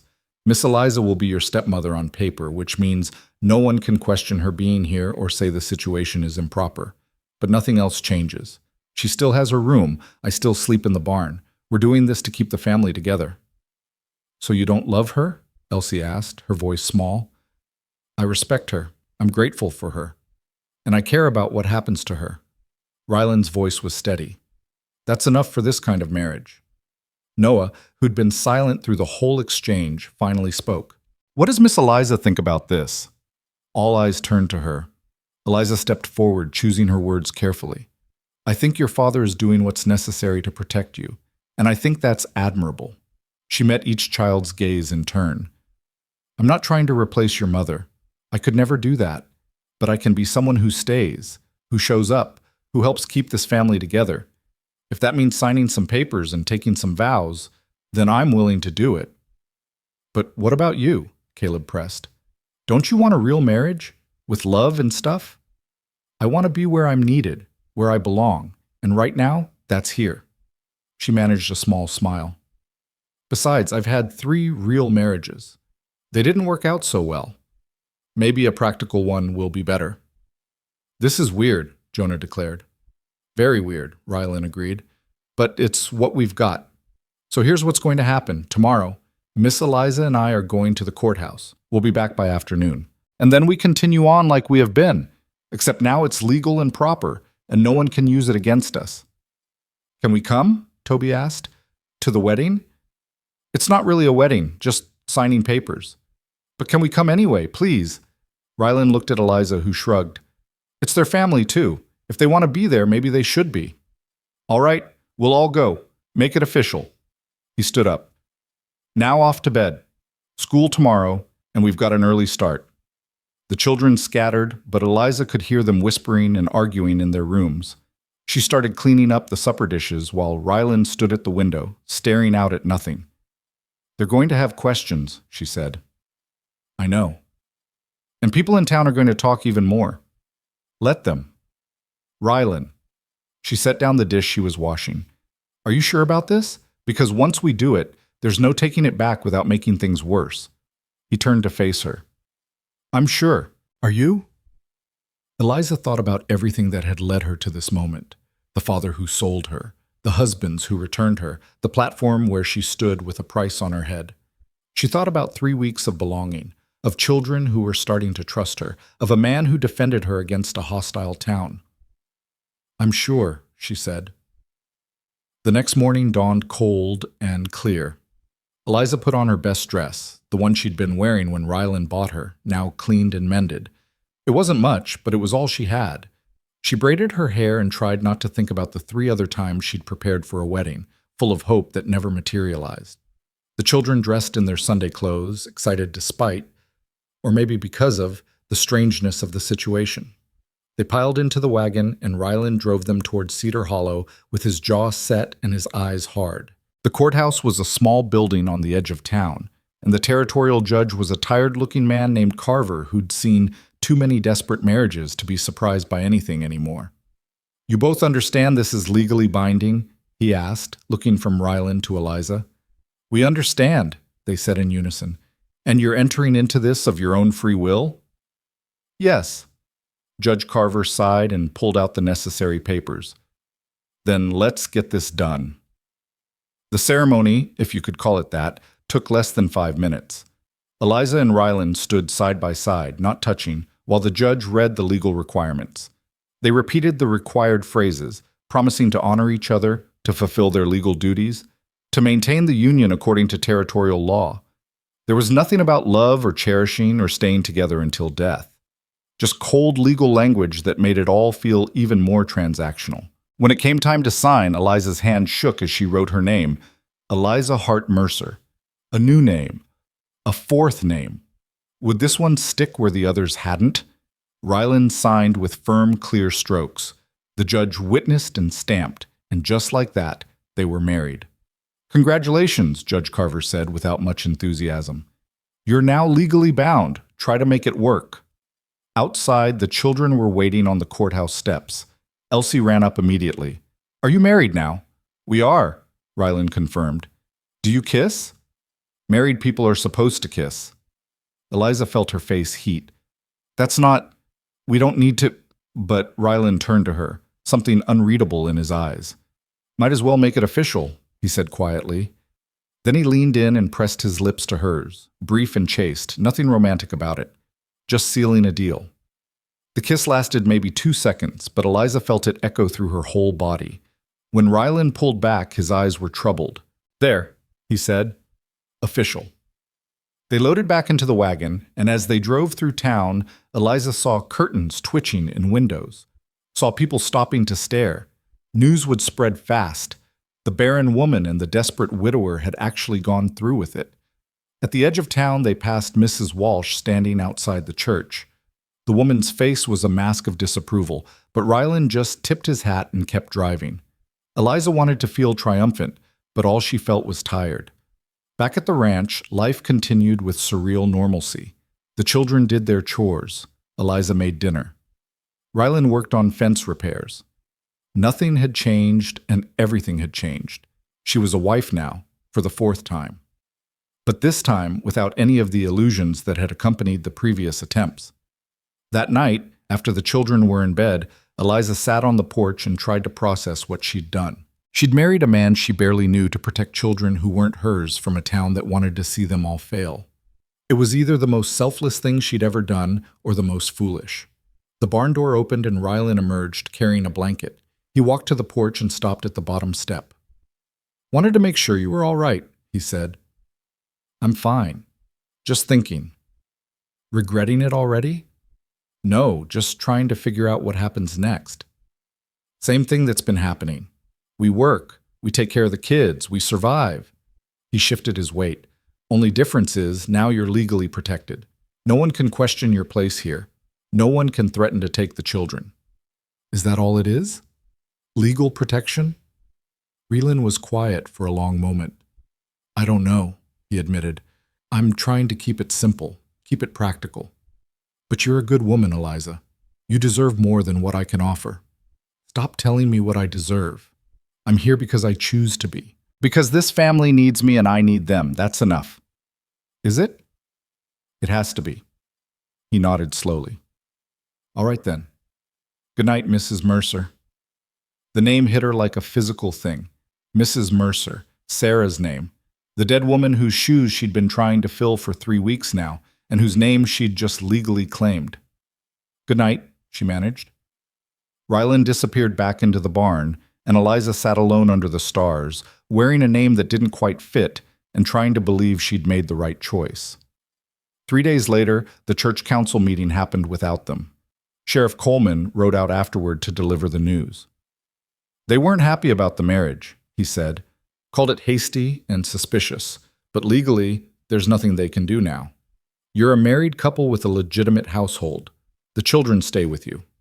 Ryland's relief was visible. Thank you for letting us know. Just keep your noses clean. Some folks are watching for any excuse to cause more trouble. The sheriff tipped his hat to Eliza. Ma'am, take care. After he left, Ryland stood in the yard looking like a man who'd been carrying a crushing weight and had just set it down. Eliza walked out to join him. We did it, she said. We did. The children are safe. For now. That's all we can ask for. Now. Today. Tomorrow we'll worry about tomorrow. He looked at her then, really looked, and something softened in his face. You're stronger than I gave you credit for. I've had to be, same as you. Yeah. He turned back to surveying his struggling ranch, his patched fences, his small shabby house full of motherless children. Well, Mrs. Mercer, looks like we're stuck with each other now. Looks like it, Mr. Mercer? They stood side by side in the dusty yard, two strangers bound by legal vows and practical necessity, with no idea if they were building something real or just postponing an inevitable collapse. But the garden was growing, the children were safe, and for now, in this moment, that had to be enough. Inside the house, Toby was singing off-key while Elsie laughed. Noah was helping Caleb with homework. Jonah was probably planning some new test to see if Eliza would stay when things got hard. The sounds of a family, imperfect and cobbled together and held with fraying rope. But a family nonetheless. Eliza had been sold for $20 in a dusty market square. Now she was a wife, a stepmother, a woman with a name and a place and people who needed her. It wasn't what she'd dreamed of as a girl. But dreams were for people who hadn't learned yet that survival was its own kind of victory. She went back inside to start supper, and Rylan followed to help carry water, and the day continued on like any other. Because that's what life was, putting one foot in front of the other, doing the next right thing, and hoping that somehow, someday, all these small moments would add up to something worth the struggle. That night, long after everyone else was asleep, Eliza lay in Sarah's bed and whispered into the darkness, "I'm trying to do right by them. By all of them. I hope that's okay." The dead woman didn't answer, but the house settled with gentle creaks. The children breathed peacefully in their rooms, and outside in the barn, Rylan was probably lying awake with his own complicated thoughts. They were married now, bound together. For better or worse, they'd make this work. They had to, because the alternative was unthinkable, and they'd both already survived too much to give up now. The drought came like a thief in the night, stealing what little moisture remained in the already parched earth. May turned to June with no rain, and June gave way to July with skies so relentlessly blue they hurt to look at. The creek that fed their land dwindled to a trickle, then stopped flowing altogether. The grass turned brown and brittle. Cattle grew thin and hollow-eyed, clustering around the few remaining water sources with desperate patience. Eliza watched the garden she'd worked so hard to establish begin to wither despite her constant efforts. She hauled water from the well until her shoulders screamed and her hands blistered, but it was never enough. The tomatoes that had been so promising now hung limp on their vines. The beans shriveled before they could set pods. Only the most stubborn plants survived. A few onions, some struggling squash, herbs that seemed to thrive on neglect. Rylan worked himself to the bone trying to keep the cattle alive. He rode out before dawn to check water holes that were turning to mud. He moved livestock to different pastures, chasing phantom promises of better grazing. He came home each night looking older than he had that morning, covered in dust and defeat. The marriage that had been purely practical in May started feeling like a partnership forged in shared desperation by July. They didn't talk about it, but Eliza felt the shift, the way Rylan started asking her opinion about which cattle to sell, which supplies they could do without, how far they could stretch their dwindling resources. The way she stopped thinking of herself as temporary help and started thinking in terms of we and us and our survival. Money ran out first, then credit at the general store. Mr. Peterson was sympathetic but firm. He had his own family to feed, couldn't extend any more loans. Meals became simpler and smaller. Breakfast was often just cornmeal mush. Dinner was beans and whatever vegetables Eliza could coax from the dying garden. The children never complained, which somehow made it worse. "We need rain," Rylan said one scorching evening as they sat on the porch after the children had gone to bed. "Not in a week or a month, now, or we're going to lose everything." "How long can we hold out?" "Maybe another month. After that—" He trailed off, but Eliza could fill in the blanks. After that, they'd have to sell the ranch for whatever they could get, scatter the family to whoever would take them, start over with nothing. "There has to be something we can do," she said. "I've done everything I know how to do, moved cattle, dug deeper wells, prayed until my knees ached." His voice was hollow. "Nothing works. The land's dying and taking us with it." Eliza looked out at the garden, her garden, because she'd come to think of it that way. Most of it was dead or dying, but there in the corner, one stubborn tomato plant still clung to life. It had exactly 3 green tomatoes, hard as rocks, but alive, living when everything around it gave up. "We're not dead yet," she said quietly, "and until we are, we keep fighting." "Fighting what? The sky?" Can't make it rain by sheer will. No. But we can make choices. We can decide what's worth saving and what we let go. We can be smart instead of just desperate. Rylan looked at her, really looked, and something sparked in his tired eyes. What are you thinking? I'm thinking we stop trying to save everything and focus on what matters most. The children need food and water. We need the house and enough land to grow vegetables. The cattle, how many do we actually need to survive versus how many are draining resources we don't have? You're saying sell off the herd. I'm saying sell enough to buy supplies and time. Keep a breeding pair, maybe a few more. Rebuild when the rain comes. She met his gaze steadily. It's not giving up. It's being practical.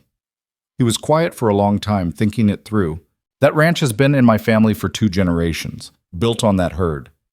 And it'll die with that herd if we're not careful. Sometimes you have to cut off a limb to save the body. When'd you get so wise about ranching? When I married a rancher and decided his problems were my problems too. She stood up, brushed dust from her skirt. Think about it. But don't think too long. We're running out of time. 3 days later, Rylan drove his cattle to market, all but 6 breeding stock. He came home with cash money and a face like stone. Eliza met him in the yard and took the heavy pouch without comment. That night, she spread the money on the kitchen table and divided it into careful piles. Supplies, seed for next season, reserve for emergencies, a small amount for things they needed but couldn't justify. It's enough, she said finally, if we're careful. If the drought breaks in the next 2 months, if nothing else goes wrong. That's a lot of ifs. It's all we've got. They made it work through sheer stubborn will. Eliza rationed food with ruthless efficiency, making meals from almost nothing. She learned which weeds were edible, which could be brewed into tea, which could substitute for vegetables they couldn't grow. She traded sewing and mending work for eggs and milk from neighbors who hadn't quite given up on them. She turned worn-out clothes into quilts and quilts into trade goods. The children grew quieter as summer dragged on. No more playing in the yard during the scorching afternoons. No more energy for elaborate games. They helped with chores without complaint, sensing that survival depended on everyone pulling their weight. One blistering afternoon in early August, Eliza went out to check the garden and found Elsie sitting beside the last surviving tomato plant, tears streaming down her dusty face. "What's wrong, honey?" "It's dying," Elsie whispered. "Everything's dying and we can't stop it." Eliza knelt beside her, the hard earth digging into her knees. The tomato plant looked terrible, leaves yellowed, stems drooping, those 3 green tomatoes still stubbornly clinging on but showing no signs of ripening. "You're right," she said. "This plant is dying. The garden's dying. The land is dying. But look." She gently touched one of the small tomatoes. "It's still here, still trying. That counts for something." "But what if trying's not enough?" "Then we tried anyway, and that matters." Eliza pulled the little girl into her lap, held her close despite the heat. "Your mama, Sarah, she knew about drought, knew about hard times. You know what she told your father once?" "What?" "She said that gardens teach you the most important lesson there is.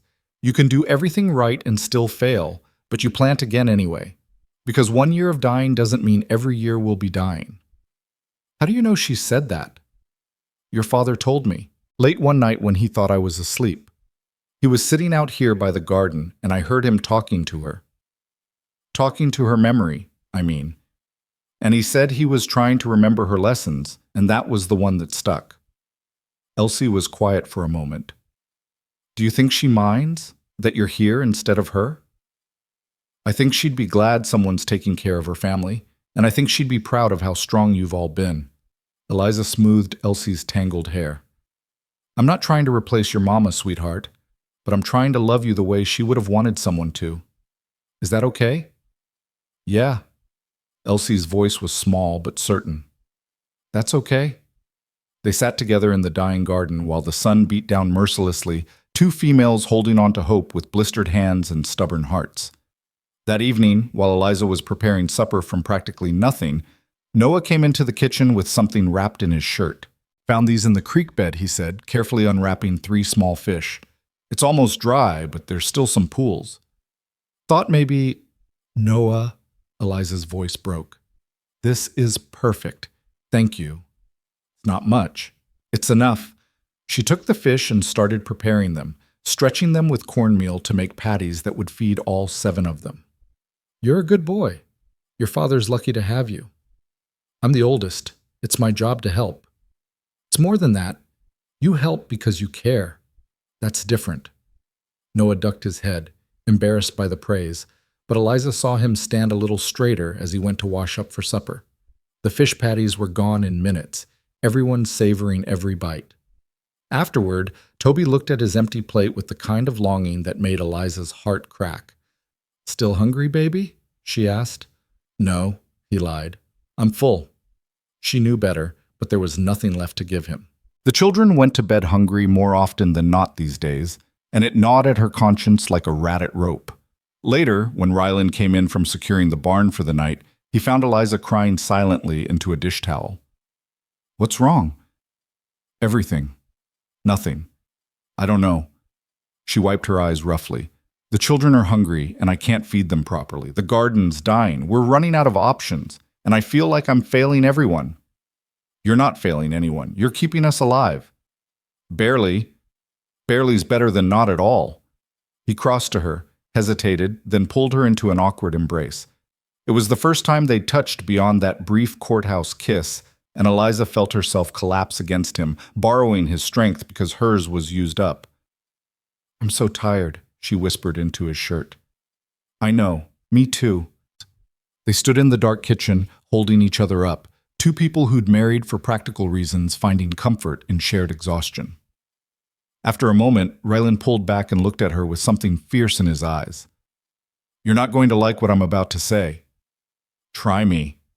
I'm thinking about taking work away from the ranch. There's a railroad crew working 50 miles north. They're paying decent wages for laborers. If I went for a few weeks, I could earn enough to buy supplies.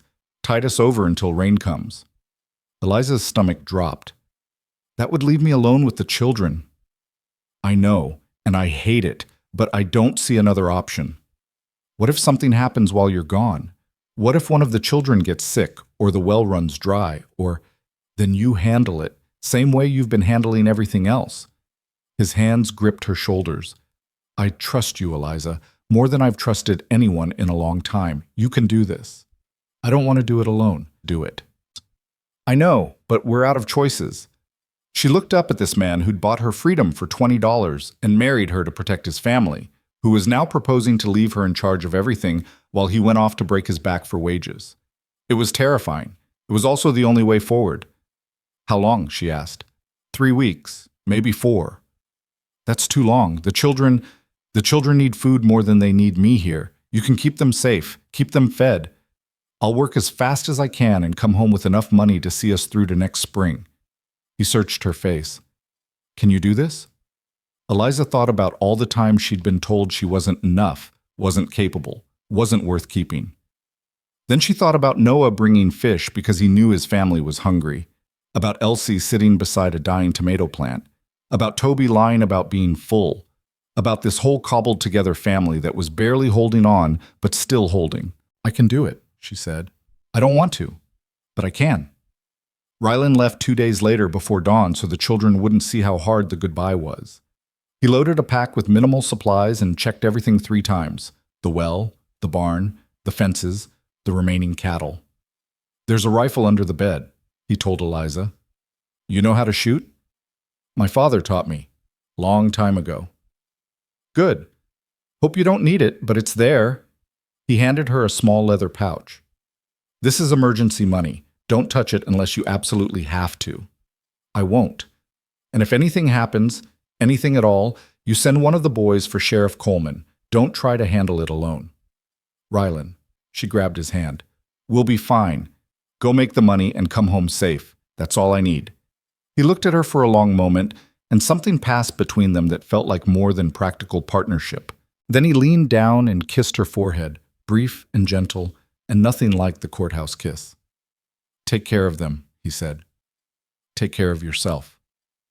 Then he was gone, riding north into the pre-dawn darkness, and Eliza was left standing in the yard with 5 sleeping children and a dying ranch, and a fear so sharp it felt like swallowing glass. The children took his absence hard. Noah tried to be the man of the house, taking on chores that were too heavy for his 12-year-old frame. Caleb asked endless questions about when Papa would be home and what if he didn't come back. Jonah acted out, picking fights with his brothers and testing every boundary. Elsie cried herself to sleep more nights than not, and Toby clung to Eliza like she might disappear too if he let go. "Papa's coming back, right?" Toby asked for the 100th time. "Yes, baby, he's coming back." "You promise?" "I promise."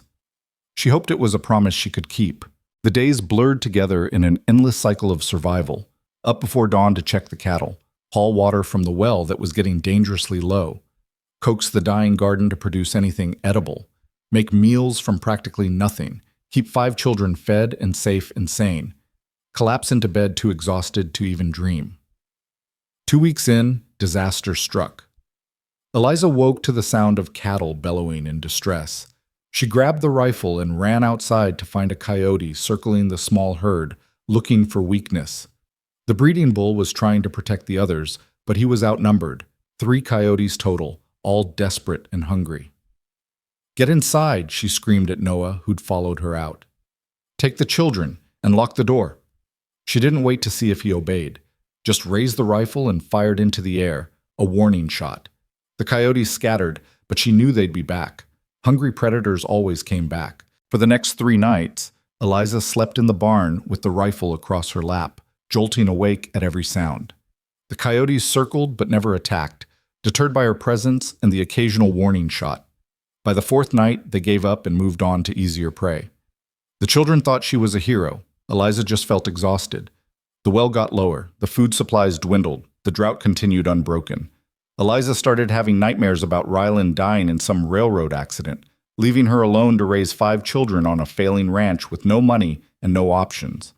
She'd wake up gasping, then go check on the sleeping children just to reassure herself they were still breathing. 3 weeks passed with no word, then 3.5. Eliza tried not to panic, but worry gnawed at her constantly. What if he'd been hurt? What if he wasn't coming back? What if she'd promised the children something she couldn't deliver? On the 26th day of his absence, one of the neighboring ranchers, Mr. Harrison from the next property over, rode up with a load of hay. "Heard Rylan's off working the railroad," he said gruffly. "Figured his cattle might need this." Eliza stared at the hay, then at the old rancher. "I can't pay you." "Didn't ask you to. Consider it neighborly." He started unloading without waiting for permission. "My wife wants to know if you need anything else. Eggs, maybe. Some flour." "Why?" Eliza's voice was suspicious.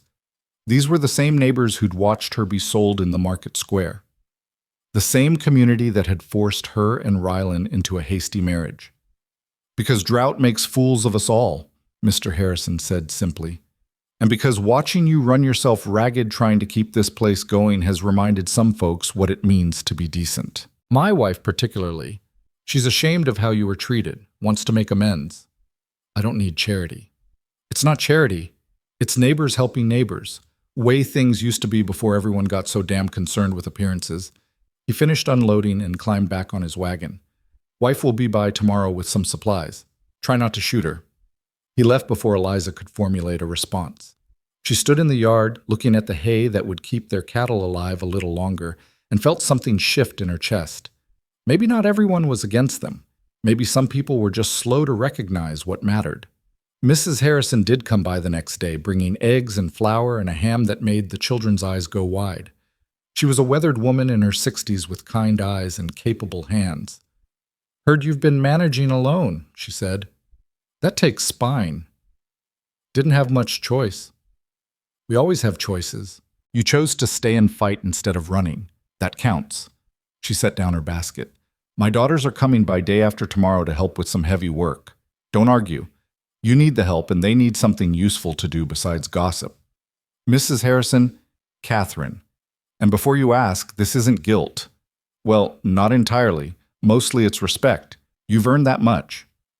The women came as promised, 2 sturdy daughters in their 30s who helped repair fences, clean the barn, and do all the heavy lifting that Eliza had been struggling with alone. They worked without judgment or pity, just quiet efficiency. "Your husband's a good man," one of them said. Stupid proud sometimes, but good. And you're good for him. For the children, we should have said that sooner. It wasn't much, but it was something. On the 28th day, just as the sun was setting and Eliza was preparing another meager supper, hoofbeats sounded in the yard. She grabbed the rifle out of habit, then saw Rylan riding up on a borrowed horse, and her knees went weak with relief. The children heard and came running, screaming, "Papa!" loud enough to wake the dead. They swarmed him before he could even dismount, and Eliza watched him hold his children like a drowning man clutching driftwood. Over their heads, his eyes found hers. He looked exhausted, sunburned, thinner than when he'd left, but his eyes were clear and there was money in his pack. "Told you I'd come back," he called. "Took you long enough?" she called back, her voice shaking. He extracted himself from the children and crossed to her, and without thinking, Eliza wrapped her arms around him and held on tight. He smelled of sweat and horses and hard work, and she'd never been so glad to see anyone in her entire life. "You kept them safe," he said into her hair. "You came back. We're even." "Eliza." He pulled back to look at her face. "What happened here?" "Harrison's hay in the barn, fresh fence repairs. You're still standing." "I managed. People helped. I'll tell you everything, but first," her voice broke. "First, just be here. Be home. We need you." "I'm home." His hands framed her face, rough and gentle at once. "And I'm not leaving again. Whatever we face it together." That night, after the children were fed and settled and sleeping peacefully for the first time in weeks, Rylan counted out the money he'd earned. It was enough. Not comfortable, but enough to buy supplies and see them through to spring, enough to give them a fighting chance. "You did good," Eliza said, sitting beside him at the kitchen table. "So did you. Better than good." He covered her hand with his. "I'm serious about what I said. We face everything together from now on. This stopped being a practical arrangement somewhere along the way." "When?" "Don't know exactly. Maybe when you sat up all night with Elsie. Maybe when you stood up to those church women. Maybe when I rode away and realized leaving you was harder than it should have been." He met her eyes. "Somewhere in all this surviving, I started to care about you as more than just help, more than just partnership." Eliza's heart hammered. "Rylan, you don't have to say anything. Just wanted you to know. In case..." He trailed off. "In case what?" "In case you felt the same and were too practical to say it." She looked at this man who'd bought her freedom, married her for protection, trusted her with his children, and was now offering her something she'd stopped believing existed. Genuine care from someone who knew exactly who she was and chose her anyway. "I do," she whispered. "Feel the same. I don't know when it happened either, but somewhere between trying to survive and learning to trust each other, I started caring about you too, as more than just the man who saved me." "So what do we do about it?" "I don't know. Figure it out as we go, I guess. Same way we've been figuring everything else out." Rylan smiled then. A real smile, the first she'd seen on his face since the day they met. It transformed him from grim and grieving to something that looked almost like hope. "Can I kiss you?" he asked. For real this time. Not for show or legality. "Yes." He leaned across the table and kissed her, and this time it was nothing like the courthouse. This was slow and careful and full of all the complicated feelings they'd been avoiding. When they finally broke apart, both breathless, Eliza felt like something fundamental had shifted. "So now what?" she asked. "Now we keep surviving, keep fighting, keep this family together." He squeezed her hand. "But we do it knowing we're not just partners anymore. We're something more." "What's more?" "Don't know yet, but I want to find out, if you're willing." "I'm willing." Outside, thunder rumbled in the distance. They both froze, listening. Another rumble, louder this time. Then the first drops of rain began to fall, tentative at first, then stronger. Then a proper downpour that drummed on the roof like a blessing. Rylan stood up and pulled Eliza to the door. They stepped out onto the porch and watched the rain come down, soaking the parched earth, filling the dry creek bed, bringing life back to a land that had been dying. The children heard and came tumbling out of bed, whooping and dancing in the rain in their nightclothes. Elsie grabbed Eliza's hand and pulled her into the yard, and suddenly they were all dancing together in the downpour, 5 children and 2 adults, who'd barely survived the worst summer of their lives and were now celebrating like the world was being born again. And maybe it was. Maybe this was their second chance at life, at family, at love that grew from practical necessity into something real and true and worth fighting for. When they finally came inside, soaking wet and laughing, Eliza looked at her mud-covered family and thought about the woman who'd stood on a platform with a price on her head. That woman had been empty and hopeless and resigned to being worthless. This woman, this Eliza, was full of purpose and love and the fierce determination to protect what she'd built from nothing. She had children who called her mama, even though they didn't have to. A husband who looked at her like she mattered. A home that was hers as much as anyone's. The rain fell all night, and for the first time in months, Eliza slept peacefully. The drought was breaking. Her family was together. And tomorrow, they'd start again, planting the garden, rebuilding what had been lost, nurturing what had barely survived. Because that's what you did when you'd been given a second chance. You didn't waste it. You grew. The rain changed everything. Within 2 weeks, the land transformed from dying brown to tentative green. The creek ran clear and strong. The cattle fattened. And most miraculous of all, that stubborn tomato plant in Eliza's garden finally ripened its 3 tomatoes, small and misshapen, but red and real, and proof that even the most desperate things could survive if they held on long enough. Eliza picked them on a warm September morning with Elsie beside her, both of them treating the moment like the sacred thing it was. "They made it," Elsie breathed, cradling one tomato like it was made of glass. "They did, just like we did. Does that mean everything's going to be okay now?" Eliza looked at the little girl whose trust she'd earned drop by careful drop, whose mother's name she carried, whose future depended on the choices she and Rylan made every single day. "I think it means we've got a fighting chance, and sometimes that's all you need." They brought the tomatoes inside like treasure. That night, Eliza sliced them thin and served them with salt and bread for supper, 1 small slice for each person. The children ate slowly, savoring every bite, understanding without being told that this was more than just food. This was victory over a summer that had nearly destroyed them.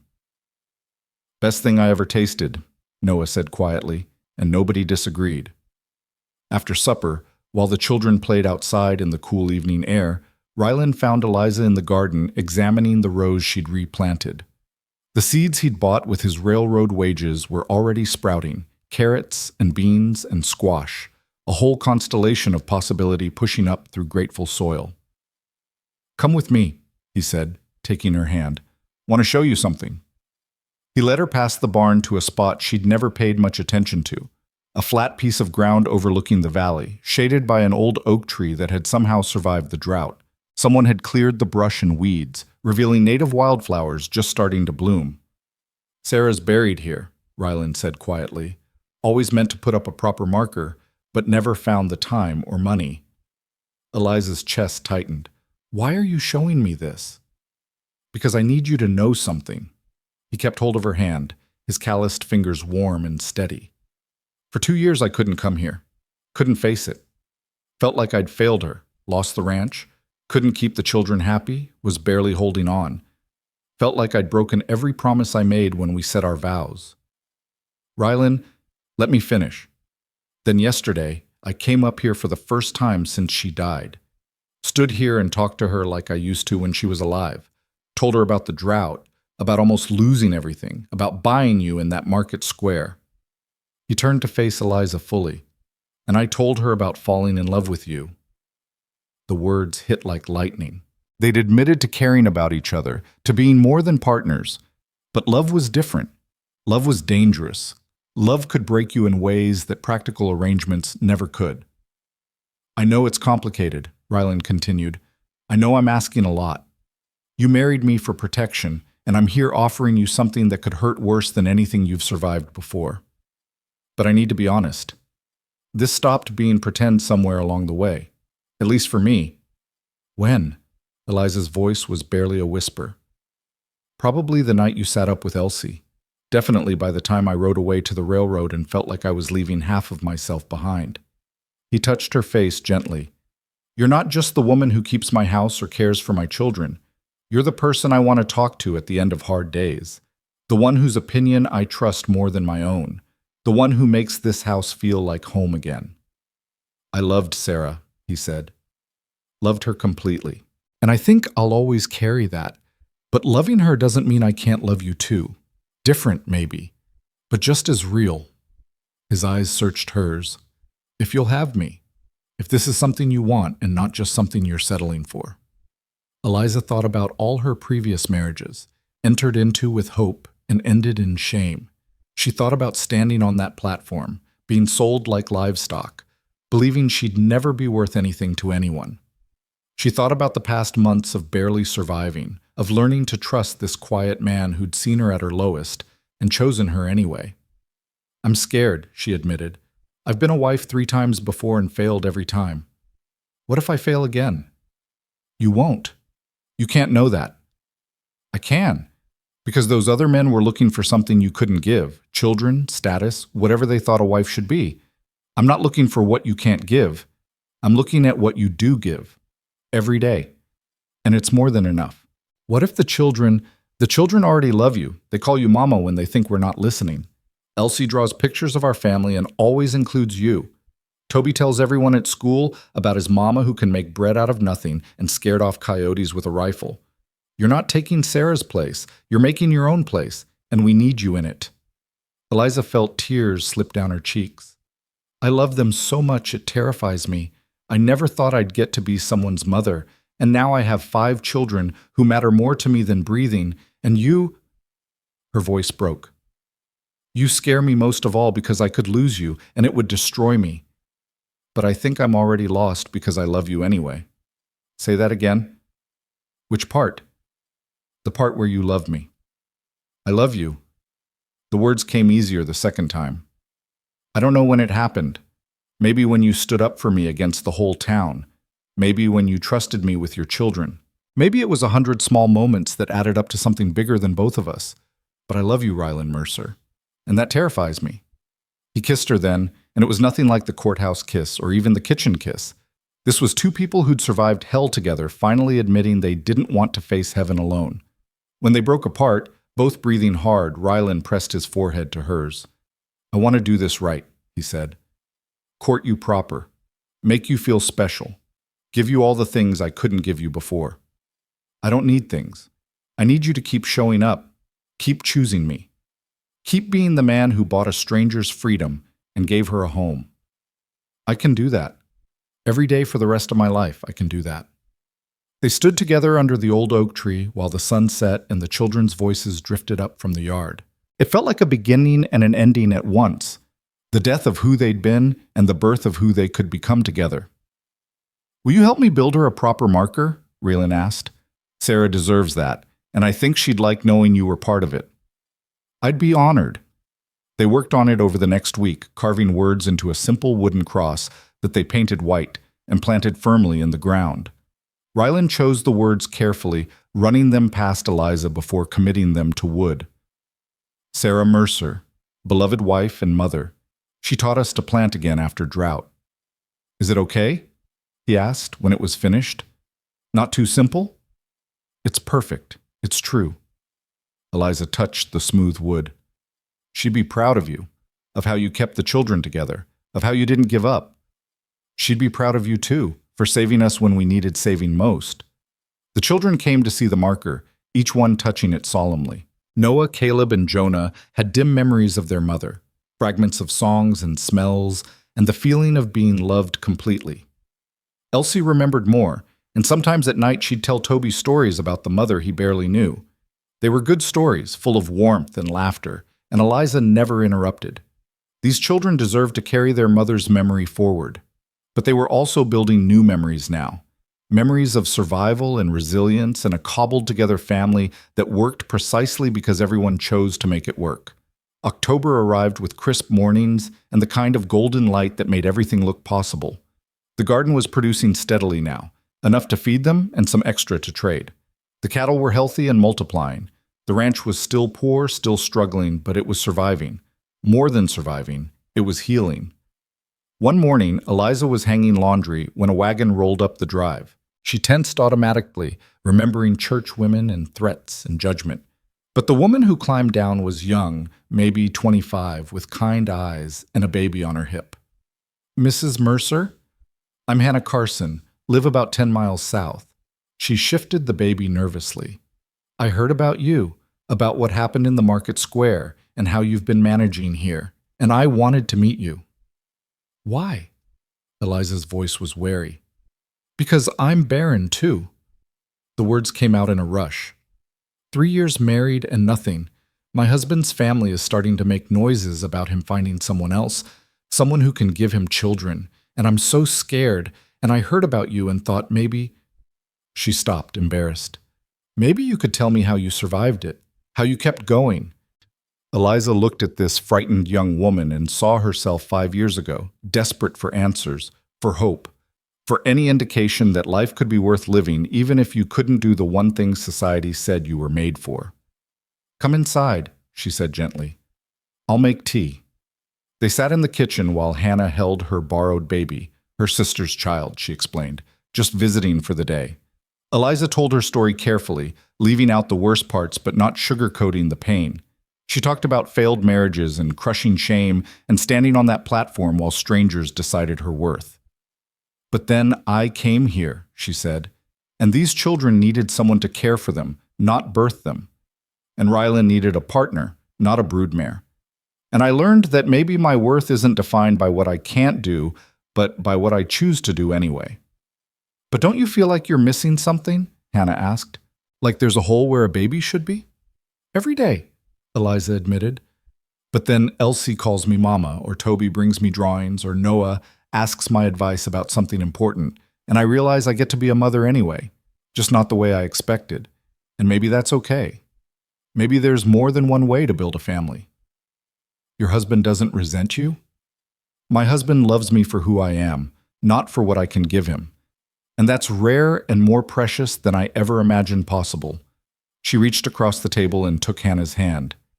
You deserve someone who sees you that way too, not as broken or less than, just as yourself.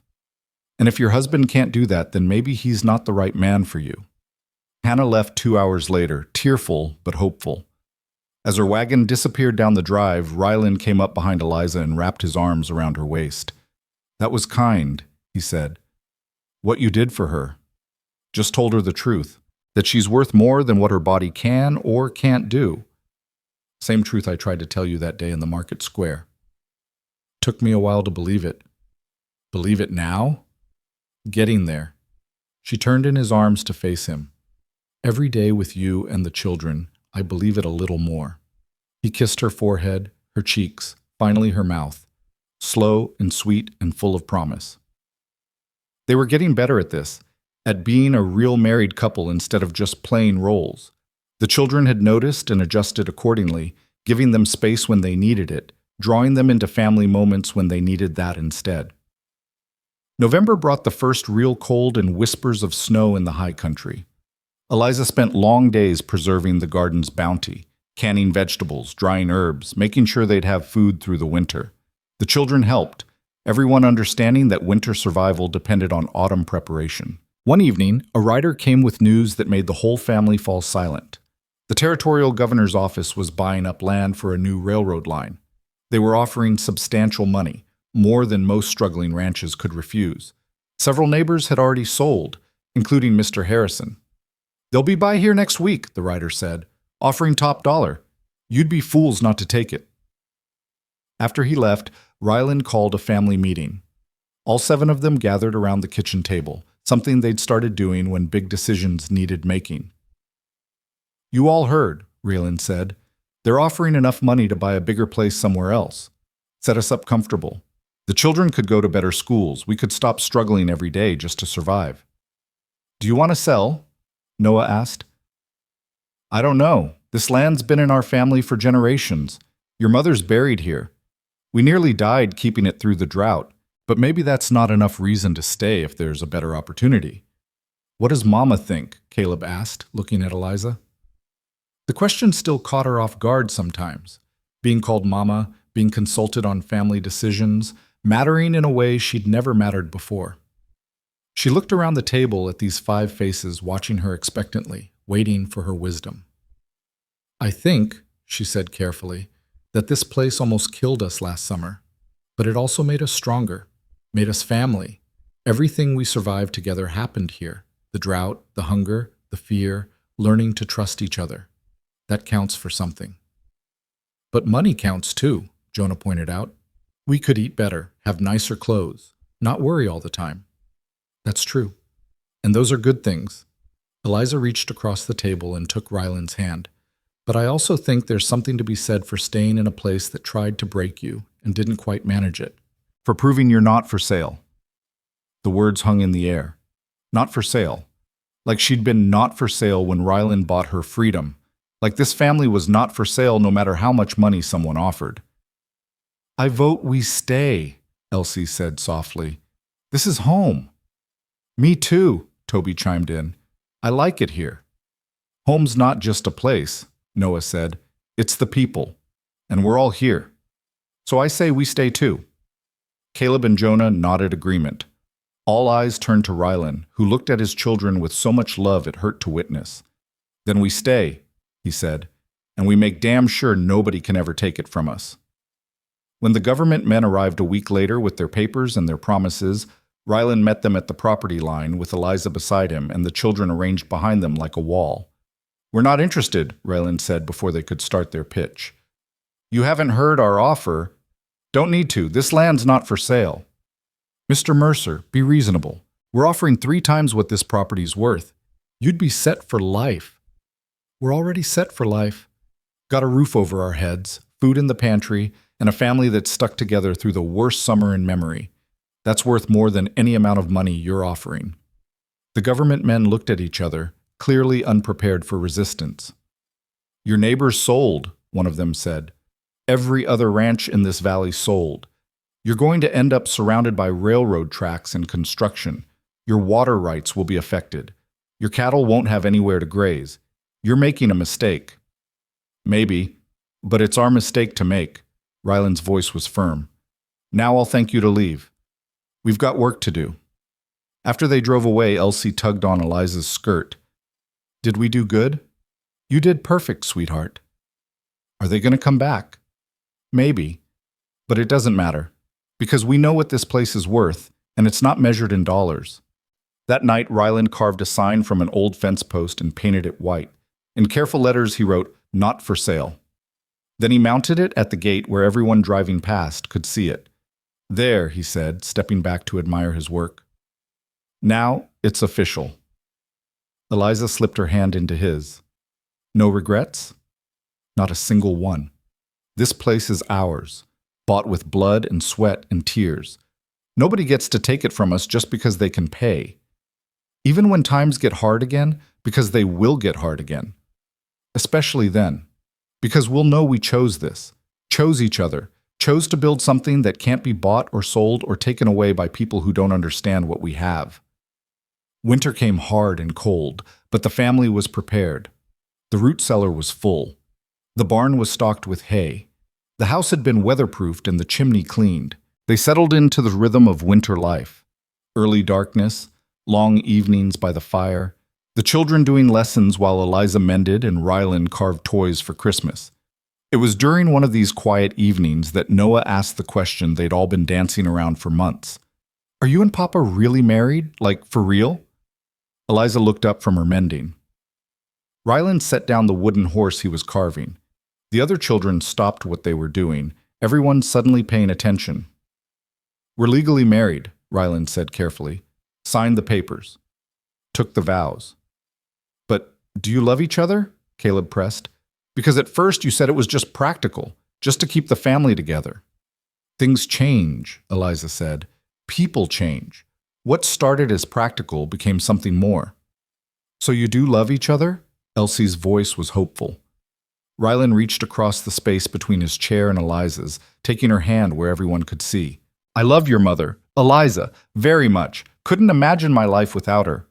And I love your father, Eliza added. And I love all of you. This family is the most important thing in my life. Does that mean you're going to have babies? Jonah asked. The question landed like a stone. Eliza felt her chest tighten, the old shame rising. But before she could answer, Ryland spoke up. No, Eliza can't have babies, but that doesn't matter because we already have 5 children who are more than enough for any parent to handle. But don't you want your own kids? Caleb asked. Real ones? You are real. Eliza's voice was fierce. Every one of you is real, and mine and I wouldn't trade you for 100 babies of my own blood. You hear me? You are my children, not because I gave birth to you, but because I choose you every single day, and that makes you just as real as any child I could have had. The children were quiet, absorbing this. Then Toby climbed into Eliza's lap, something he still did even though he was getting too big for it. Good, he said. Because I like you being our mama. Don't want a different one. Me neither, Elsie added. Yeah, you're pretty good at it, Jonah admitted grudgingly. Noah and Caleb nodded agreement, and just like that, the question was settled. They were a family. Not perfect, not traditional, but real and bound by choice rather than blood. That night, after the children were finally asleep, Rylan found Eliza standing by the window watching snowfall. You okay? He asked. Better than okay. Just thinking about how far we've come. How much has changed since that day in the market square? Any regrets? Not a single one. You? Only that I didn't see you sooner. Didn't step up before you had to stand on that platform. He wrapped his arms around her from behind. But I found you eventually. That counts for something. It counts for everything. They stood together watching the snow blanket the ranch. Their ranch, hard-won and held against all odds. In the barn, cattle slept peacefully. In the garden, seeds waited for spring. And in the house behind them, 5 children dreamed the kinds of dreams that only came from feeling safe and loved. Christmas arrived with unexpected visitors. Hannah Carson and her husband, bringing gifts and news. They decided to adopt a child from an orphanage back east, a boy who needed a home as desperately as they needed a child. You inspired us, Hannah told Eliza. Made us realize family isn't just about blood. It's about choosing to love someone and showing up for them every day. That's all any of us can do, Eliza replied. Show up and love hard and hope it's enough. The Carsons stayed for Christmas dinner, a feast cobbled together from the garden's bounty and the children's excitement. There was laughter and warmth and the kind of joy that only came from surviving hard times together. As Eliza looked around the crowded table at her mismatched family and their guests, she felt something settle deep in her chest. This was what home felt like. This was what belonging felt like. That night, alone in the room that had once been Sarah's but was now fully hers, Eliza changed into her nightgown and brushed out her hair. There was a soft knock, and Rylan stepped inside for the first time since she'd moved in. Can I come in? He asked. It's your house. It's your room. Different rules. She smiled at his careful respect. Come in. He closed the door behind him and stood there awkwardly, like a man who'd forgotten how to do this. Been thinking, he said, about how we've been living. Me in the barn, you in here. And it made sense when this was just practical, but it doesn't make sense anymore. Not when we love each other. What are you saying? I'm saying I want to be your husband for real. Share your room, your bed, your life. Well, not because society expects it, or because the marriage certificate says so, but because I want to wake up next to you every morning. He crossed to her, cupped her face in his weathered hands. If you'll have me. If this is what you want too. Eliza's heart pounded. This was the final wall between them, the last piece of pretense they'd been maintaining. Taking it down meant making themselves completely vulnerable. It meant trusting that this love was real and strong enough to hold. I want it, she whispered. I want you, all of you, for real. He kissed her then with all the pent-up longing of months spent loving someone but keeping careful distance. She kissed him back with everything she'd been holding in, years of rejection and shame transmuted into fierce desire to be chosen, to be wanted, to be loved completely. They came together carefully that night, 2 damaged people learning to trust their own bodies and hearts again. It wasn't perfect or practiced, but it was honest and tender and full of the kind of love that grew from friendship and respect and choosing each other every single day despite everything the world threw at them. Afterward, lying tangled together in the narrow bed, Rylan traced patterns on Eliza's shoulder. I need to tell you something, he said. That sounds ominous. Not ominous, just honest. He paused, gathering words. I'll always love Sarah. She was my first love, the mother of my children, and losing her nearly destroyed me. But loving her doesn't mean I love you less. You're not her replacement. You're something entirely new, something I didn't know I needed until you were here." "I know," Eliza said. "I'm not trying to erase her. I just want to build something of our own alongside her memory. We already have this family, this home, this life we're creating. It's ours, and it's good. It's better than good. It's everything I never thought I'd have." They fell asleep in each other's arms, and when Eliza woke in the gray light before dawn, she felt Ryland's steady breathing against her neck and thought about the woman who'd stood on that platform 6 months ago, broken and hopeless and worth $20. That woman was gone. In her place was someone stronger, someone who'd survived drought and hunger in hostile towns, someone who'd learned to mother children who weren't hers by blood, but were hers by choice, someone who'd fallen in love with a grief-stricken widower and helped him find his way back to living.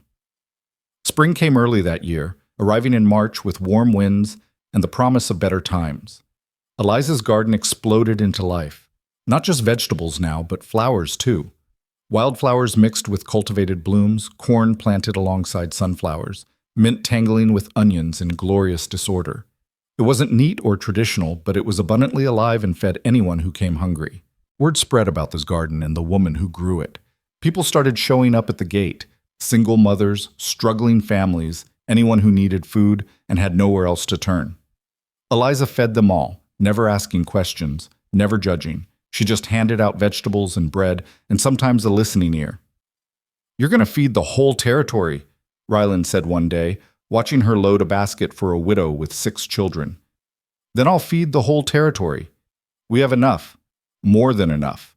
Feels wrong to hoard it when others are hurting. You know what that makes you?" "What?" "Everything those church women said you weren't. Generous, giving, the kind of woman who makes the world better just by being in it." Years passed in this way, seasons turning, children growing, the ranch slowly prospering. Noah grew into a serious young man who could work alongside his father and talk ranching strategy with the best of them. Caleb discovered a gift for numbers and kept meticulous records of every penny earned and spent. Jonah's wildness mellowed into adventurous courage, and he was always the first to volunteer for dangerous jobs. Elsie became a skilled seamstress who made beautiful things from scraps. And Toby, who barely remembered the desperate times, grew into a happy child who thought his life was perfectly normal. They all called Eliza Mama now, without hesitation. Even Noah, who'd held out the longest, slipped one day and never corrected himself. On Mother's Day, they picked wildflowers from the meadow and presented them to her with handmade cards, full of crooked letters and fierce declarations of love. "You know what's funny?" Noah said one evening as they all sat on the porch watching sunset paint the mountains gold. He was 18 now, nearly grown. "I barely remember a time when you weren't here. Feels like you've always been our mother." "That's because she has been," Ryland said, pulling Eliza close against his side. "Maybe not from the beginning, but from every day that mattered after." When the children were grown and starting to scatter, Noah taking over more of the ranch work, Caleb heading to the territorial capital for schooling, Elsie courting a gentle boy from town, Ryland carved a sign for the garden gate. Eliza came out one morning to find him installing it, and when she read the words, her eyes filled with tears. "She did not bear my blood, but she gave birth to the rest of my life." "Ryland," she whispered, "that's true, every word." He stepped down from the ladder and faced her. "You took a broken man and 5 scared children and made us into a family. You took dying land and grew an abundance that feeds half the county.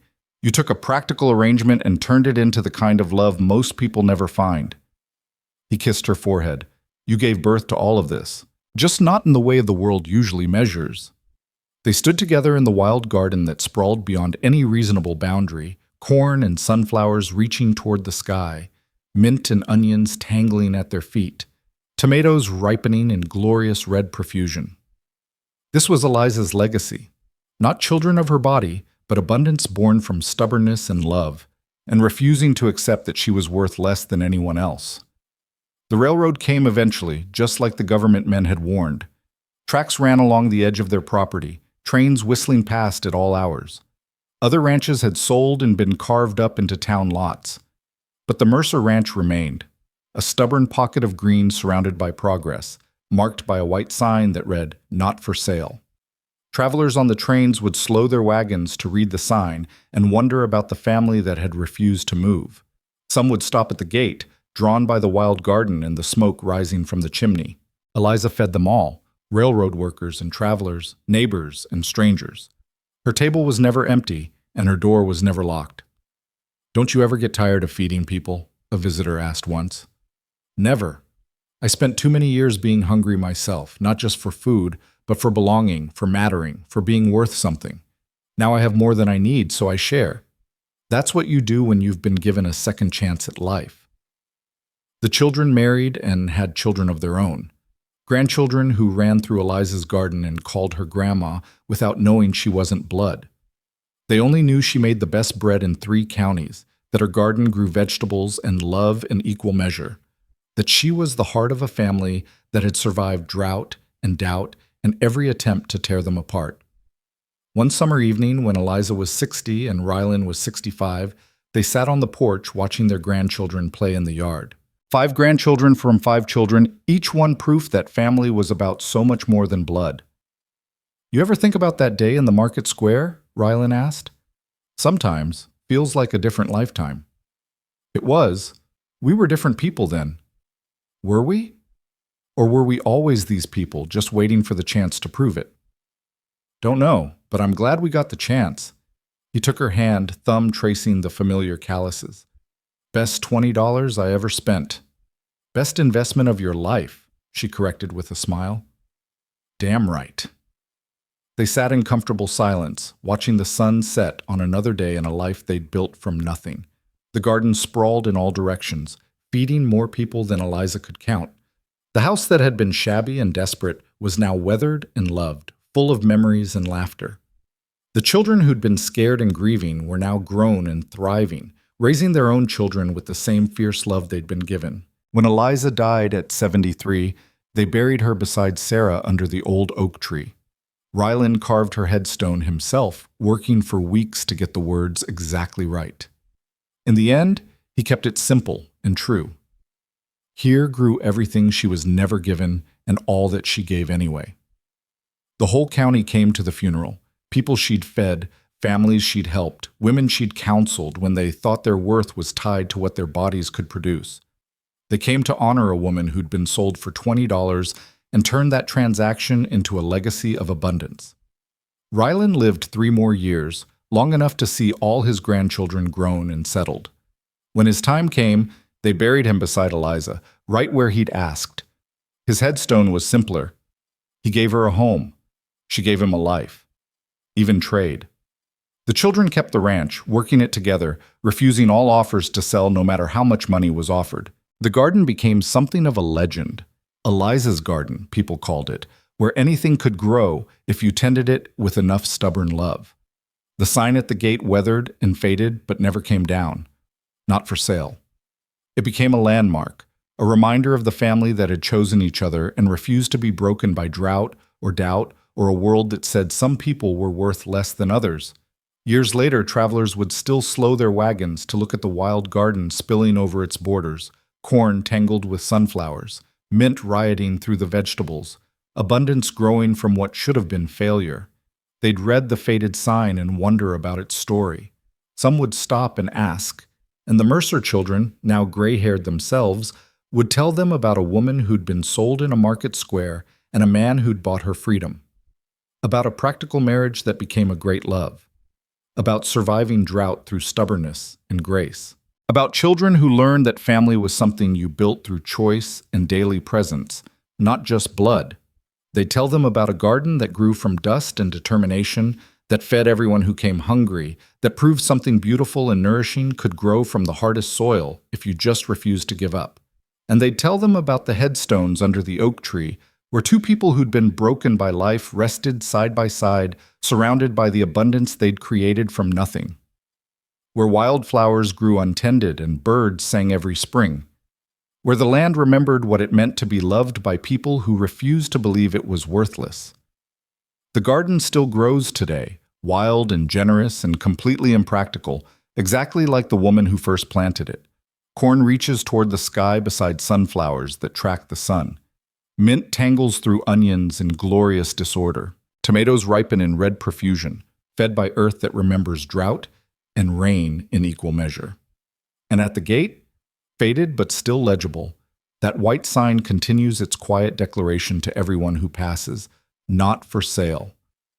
Because some things, love, family, home, the legacy of a woman who refused to believe she was worthless, can never be bought at any price. They're only given freely and abundantly by people who understand that the best things in life aren't measured in dollars, but in the fullness of hearts that choose to stay when leaving would be easier. In gardens that grow from impossible soil, in families built from brokenness and hope, in love that sees you at your lowest and says, simply and powerfully, you're worth keeping, and then proves it every day for the rest of your life.